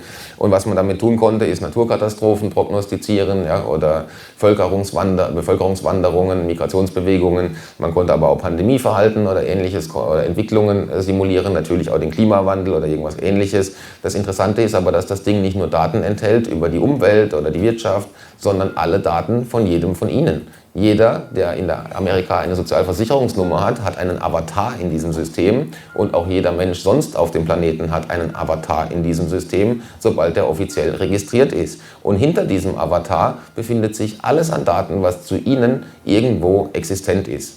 Die erste Google-Suchanfrage, die Sie jemals in einen Computer eingetippt haben, alle Ihre Handyverträge, die Sie mal hatten, alle Ihre SIM-Karten, alle Ihre Kreditkartendaten, das Foto, wo Sie nachts an der an der Tankstelle, an der Überwachungskamera vorbeigelaufen sind, jedes Mal, wenn Sie durch einen Flughafenscanner gelatscht sind und ein Flugticket bestellt haben, alles Jeder digitale Knoten, den Sie erzeugt haben, den man finden und zusammentragen kann, befindet sich hinter Ihrem Avatar. Und damit wird dann simuliert, wie zum Beispiel die Bevölkerung sich verhält im Irak, wenn man da jetzt wieder einläuft mit einer Armee. Wie viel Widerstand gibt es da? Man kann aber natürlich auch simulieren, ob Sie bei der nächsten Pandemie zu Hause im Lockdown brav sitzen oder rausgehen und Transparente wedeln. Und das wissen die in der Simulation wahrscheinlich besser, als Sie das heute selbst wissen, weil man sie prognostizieren kann über diese Tools. Das Projekt wurde natürlich, Sie ahnen es gab Shitstorm, Datenschutz und so, offiziell eingestellt. Er läuft heute einfach unter anderem Namen weiter, hat mehr Rechnerkapazität und simuliert jetzt die ganze Welt, alle 193 UN-Staaten. Von daher empfehle ich, sich das mal anzuschauen. Und ein ähnliches analoges Projekt ist Facebook. Facebook hieß mal LifeLog. Das war eigentlich ein DARPA-Projekt. Die DARPA werden hoffentlich die meisten kennen. Das ist die technische Entwicklungsagentur des Pentagon, des US-Militärs. Die haben uns das Internet beschert, das hieß mal ARPANET. Ja. Die haben auch das Handy erfunden und den Touchscreen und Siri und moderne Chips. Und Time Magazine hat mal irgendwann geschrieben, es ist die Agentur, die das 20. Jahrhundert gebaut hat. Also durchaus einflussreich. Die haben auch die ersten Crypto-White-Paper geschrieben mit der NSA zusammen, 1995, 96. Das Nakamoto Bitcoin-Paper ist nur eine Kopie von diesem NSA-Papier. Also die haben da durchaus Macht und die hatten ein LifeLog-Projekt. Und da wollten sie das machen, was ich Ihnen gerade erklärt habe. Hinter jedem US-Bürger, hinter dem Avatar, alles an Daten zusammensammeln, was geht. Das kam wieder nicht so gut an bei den Datenschützern. Und dann, da verwechsel ich mal die Jahreszahl, am 3. Juni 2004 oder so ging das offline. Und am nächsten Tag, am 4. Juni oder so, ging Facebook online. Mit genau den gleichen Funktionen und sie geben da den genau gleichen Mist ein, den die haben wollten, plus noch viel mehr, weil sie jetzt noch ihre alle Beziehungen freiwillig offenbaren und ihre Urlaubsfotos da posten. Und außerdem, Mark Zuckerbergs Eltern haben sehr gute Verbindungen zu entsprechenden Diensten. Da könnte man mal nachlesen. LifeLog finden Sie auch, können Sie auf Wikipedia gucken. Neulich haben sie, ich habe gerade nämlich die Jahreszahlen nachgeschaut, die haben sie gerade vor ein paar Wochen rausgelöscht. Jetzt müssen Sie im Webarchive schauen und dann nochmal schauen. Aber Sie sehen genau, einen Tag vor Facebook online ist LifeLog offline gegangen und es ist genau das Programm. Genau, und da gehen dann Ihre Daten hin. Und wie ich gerade vorhin ausgeführt habe, da gehe ich jetzt nicht alles durch, aber da Punkt 4, was Ihr Smartphone so am Tag zusammengesammelt hat, sind in der Regel 12 bis 15 Megabyte und das wird dann so gegen nachts um 3, wird das an die Cloud übertragen in einem Paket als Textfile eben, und da ist alles drin, was Sie eingetippt haben, Ihre Telefonate, Ihre Bilder, Ihre Videos, Kontaktupdates, alles, was das Gerät drumherum gehört und gesehen hat. Das passt alles schön in so Textfiles und wird dann sukzessive an den Anbieter geschickt. Wenn Sie das Gerät nachts aushaben, schickt es das halt morgens weg, aber es wird auf jeden Fall übertragen. Und eben, Sie können den Kram gar nicht abschalten. Und das Schlechte ist, das ist bei Laptops nicht besser, weil natürlich auch jedes neue Laptop hat Keylogging und solche neuen Windows-Rechner, die haben dann sogar noch Recall. Das ist ganz bequem für Sie, wenn Sie nämlich dann vergessen haben, wie Ihr Bankpasswort ist, dann können Sie alles, was Sie eingetippt und am Bildschirm gemacht haben, für 3 Monate nachvollziehen und so eine Art Film aufrufen, das spielt Ihnen das ab. Dann sehen Sie dann nochmal, was Sie da eingetippt haben. Das Dumme ist, das kann natürlich auch jeder Hacker, der sich von außen auf Ihren Computer einloggt und dann in den Recall-Ordner geht. Außerdem, so wie Microsoft sagt, dass es nach 3 Monaten gelöscht wird, ist es eben auch nicht, weil man kann in dem Artikel nachvollziehen, dass zum Beispiel iCloud-Daten, die Sie vor 5 Jahren gelöscht haben, jederzeit mit der richtigen Software einfach wieder hergestellt werden können, denn die sind nicht gelöscht, die sind nur ausgeblendet. Und genau das Gleiche wird mit Recall auch passieren. Dann gibt es noch so schöne Dinge wie Copilot und sowas. Das ist alles Spionagesoftware, die mit ein bisschen Bequemlichkeit und einem aktuellen Wetterbericht lockt, aber am Ende hieß es dann doch einfach nur Totalüberwachung und Sie entkommen dem Zeug auch nicht, weil Sie es am Windows-PC dann auch nur noch partiell abschalten können. In der Regel läuft das Zeug im Hintergrund, an so einem MacBook können Sie gar nichts machen. Deswegen ist dringend auch geboten, da aufzupassen, was man sich für eine Kiste daheim hinstellt. Es gibt da durchaus Alternativen. Und damit Sie keine falschen, unsicheren, subversiven Apps kaufen, werden in den Play Stores und Apple Stores natürlich nur offizielle und sichere Anbieter angeboten. Alles andere findet da gar nicht mehr statt. So, und jetzt kommt der schlechteste Teil von allem. Ich habe gesagt, das macht richtig gute Laune alles. Wenn Sie jetzt irgendwann denken, okay, jetzt reicht's mit der Überwachung, ich schmeiße das Laptop in den Wald und das Handy in den Müll, ich entziehe mich dem System und lebe jetzt ganz offline und analog, dann haben Sie auch schlechte Karten, weil das Endspiel sieht anders aus. Das sehen Sie hier an diesem kleinen Ding. Da heißt es dann Device Dispersal, also das Ausbringen von Geräten. Und wie Sie sehen, findet das von oben statt. Ja, und dann könnte man natürlich überlegen, was ist das? Und dann kommt das besonders heimelige Thema Smart Dust. Ja, und wenn Sie dann bei der MIT Technology Review mal lesen, da oben, wie Smart Dust Ihr Gehirn ausspionieren könnte, das klingt dann nach Zukunftsmusik, aber wenn Sie nach China gucken, gibt es da heute schon Staatsbetriebe, nicht wenige. Da werden die Mitarbeiter bzw. die Neuralfunktionen der Mitarbeiter in Echtzeit live überwacht. Das heißt, da steht dann einer am Band, der sich gestresst fühlt, das weiß der noch gar nicht so richtig, aber der Vorarbeiter sieht das schon am Computer und geht dann rechtzeitig zu ihm hin, nimmt ihn in den Arm und sagt, mach mal eine Pause, komm, ich sehe da am Computer, du bist da in einem Stresszustand, obwohl der das noch nicht weiß. Das ist eine Live-Überwachung von Neuralfunktionen und das geht deswegen, weil die Leute Smart Dust in sich haben. Ja, das wird dann einfach in die Atemluft ausgebracht und dann haben sie Sensoren im Kopf, die sich da festsetzen oder im Körper, die biologische Funktionen melden. Das können Sie bei der MIT Technology Review nachlesen. Das ist von 2013. Wir haben jetzt 2024. Noch interessanter wird es, wenn Sie die Firmengeschichte von Dust Networks verfolgen. Dust Networks ist eine Firma, ja, das sehen Sie da oben, gegründet 2002. Das ist auch nicht gerade gestern. Und die hatten damals schon Smart Dust, der ist wie Mehl in der Hand, da können Sie drauf pusten, der verteilt sich hier im Raum und dann atmet man den ein und der konnte damals aber nur zum Beispiel Signale reflektieren. Der hatte also noch nicht so viele Funktionen, war noch nicht so ganz klein. Ne?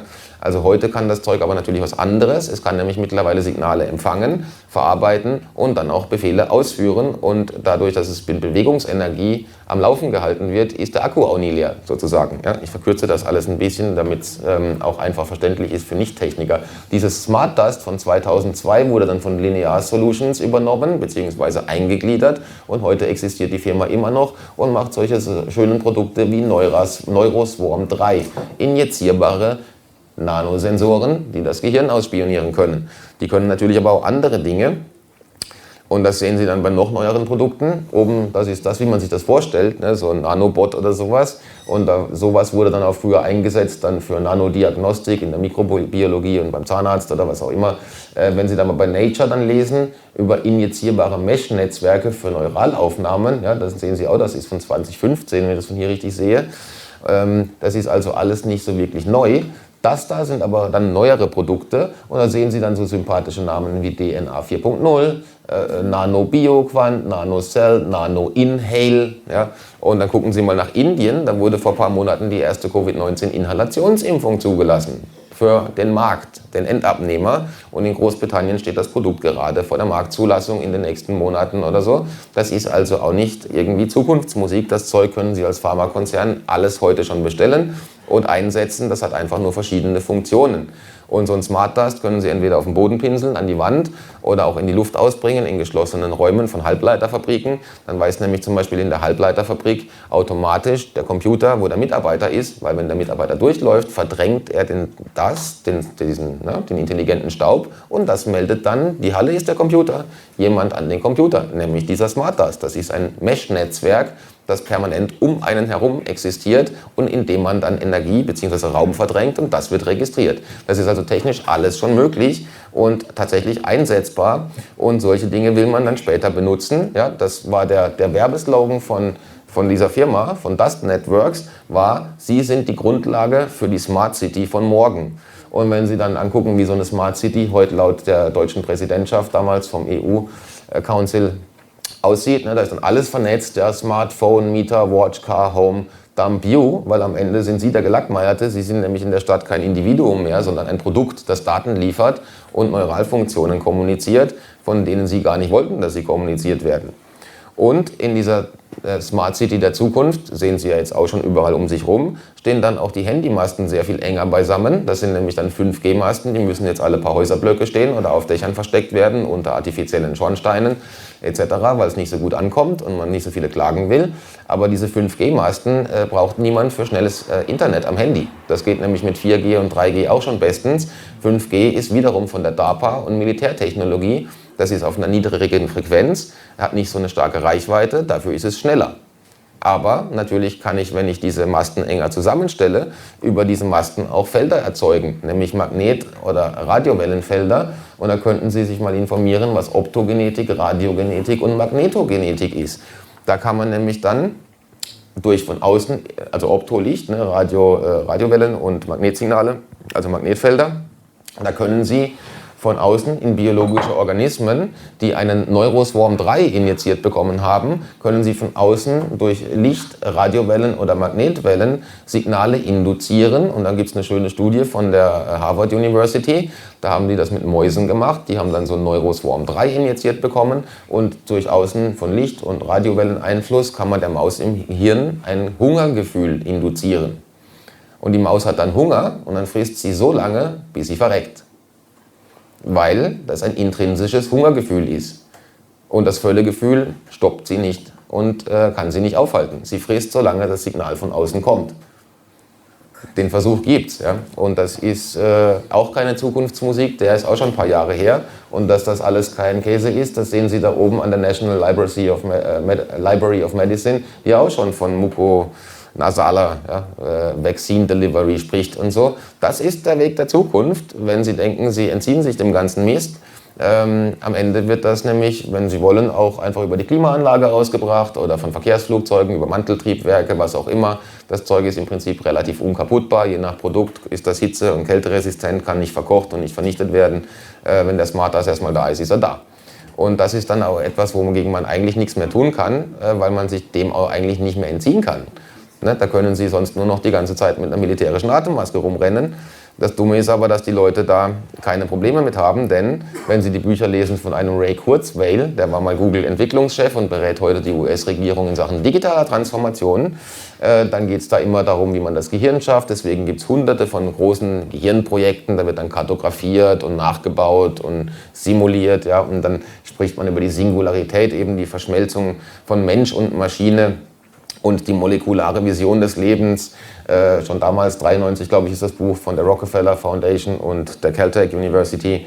Wenn Sie das alles durchlesen, kommen Sie ganz schnell zu dem Schluss, dass sich dazu nichts geändert hat. Das sind die gleichen Themen, Ansätze und Ziele wie beim letzten Eugenik-Kongress.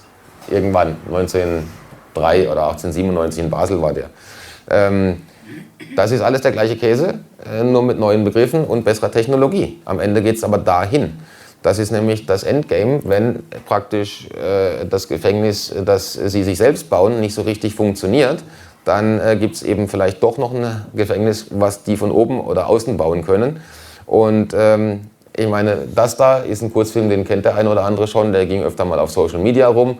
Das geht irgendwie 3 Minuten, ist von Steve Katz, der hat eine super Webseite, gibt es mehrere so Bilder. Und wenn Sie das Schwarz-Weiße angucken, da hatte man mal irgendwie vor ein paar Jahren zumindest noch das Gefühl, das ist Zukunftsmusik. Wenn Sie heute durch die Stadt laufen, ist das eher die Gegenwart. Und das da drüben ist dann auch nicht mehr so weit weg. Und bei manchen Leuten, die schon etwas degeneriert sind, hilft vielleicht manchmal eher ein Bild als ein Text. Deswegen kann man auf der Webseite gerne mal das eine oder andere Bild runterladen. Der Mann trifft das visuell immer ziemlich gut. Und vielleicht hilft das ja dem einen oder anderen Zombie noch beim Aufwachen. Das war übrigens das Jugendwort 2016. Auch sehr vielsagend, dass sich die Jugend degenerativ selbst betitelt. Gut, dann jetzt sind wir jetzt am Höhepunkt der guten Laune angekommen. Damit das aber nicht ganz so auf einem Schlussakkord in Moll endet. Erstens reden wir nachher noch ein bisschen über Lösungen. Ja, ich habe ja noch Zeit, wir sind noch da. Noch kann man was tun. Aber ich wollte dann auch noch kurz 3 Zitate anbringen, die ich sehr gut finde, die das Ganze auch wieder etwas relativieren. Ja, ich habe ja gesagt am Anfang, die Präsentation soll keine Angstgefühle oder Ohnmacht auslesen, weil Wissen ist Macht. Ja, solange wir wissen, was passiert, können wir die richtigen Fragen stellen, dagegen vorgehen und uns aktiv bewegen und was tun. Wenn wir nichts wissen, können wir auch nichts tun. Aber die 3 Zitate zeige ich Ihnen noch kurz und dann am Schluss, von wem es ist, wenn Sie es nicht eh schon wissen. So ganz unbekannt sind die nicht. Unsere Gesellschaft wird von Wahnsinnigen regiert, die wahnsinnige Ziele verfolgen. Und ich glaube, ich werde als Wahnsinniger eingesperrt, wenn ich das zum Ausdruck bringe. Das ist das Wahnsinnige daran. Und das Zweite, noch wichtiger eigentlich, wenn es so weit kommt, dass Gewalt angewendet wird, dann spielen Sie das Spiel des Systems. Das Establishment wird Sie reiten, wird Sie provozieren, wird Sie zum Kämpfen bringen. Denn wenn die Sie erstmal gewalttätig gemacht haben, dann wissen die, wie mit Ihnen umzugehen ist. Das Einzige, womit die nicht umgehen können, sind Gewaltlosigkeit und Humor. Und mein Lieblingszitat: Als ich zur Schule ging, fragten sie mich, was ich werden wolle, wenn ich groß bin. Ich schrieb glücklich. Daraufhin sagten sie mir, ich hätte die Aufgabe nicht verstanden und ich sagte ihnen, sie hätten das Leben nicht verstanden. und gesagt hat, dass der gute Herr Lennon. Das ist wahrscheinlich der Grund, warum er nicht mehr lebt. Aber am Ende finde ich das doch sehr schön und man sieht auch, dass wir in keiner Zeitenwende leben, sondern dass die Dinge, die uns da begegnen, doch eher eine historische Konstante sind. Und wie gesagt, gegen das meiste kann man auch was tun, gegen diese Nanopartikel- und Smart-Dust-Nummer eher weniger. Deswegen ist es auch Zeit, da was gegen zu tun. Wer immer noch denkt, er müsste auf das achten, was der Nachbar sagt oder die Reputation im Job, oder die paar Kröten auf der Bank, der hat den Schuss noch nicht gehört, weil ansonsten sitzt hier in 2, 3 Generationen vielleicht keiner mehr auf einer Bühne und hält so eine Rede, denn dann weiß gar niemand mehr, wie das geht. Vielleicht will das auch gar niemand mehr, vielleicht sind wir schon die Maus und haben gar kein Widerstandsgefühl mehr. Ja, also von daher ist, wenn dann, jetzt noch eine gute Zeit, den Mund aufzumachen, in welchem Bereich man das auch immer tut, aber irgendwann ist es einfach zu spät. Deswegen damit lasse ich Sie in Ruhe und wir machen Pause und dann können wir den Frust über die Präsentation kanalisieren.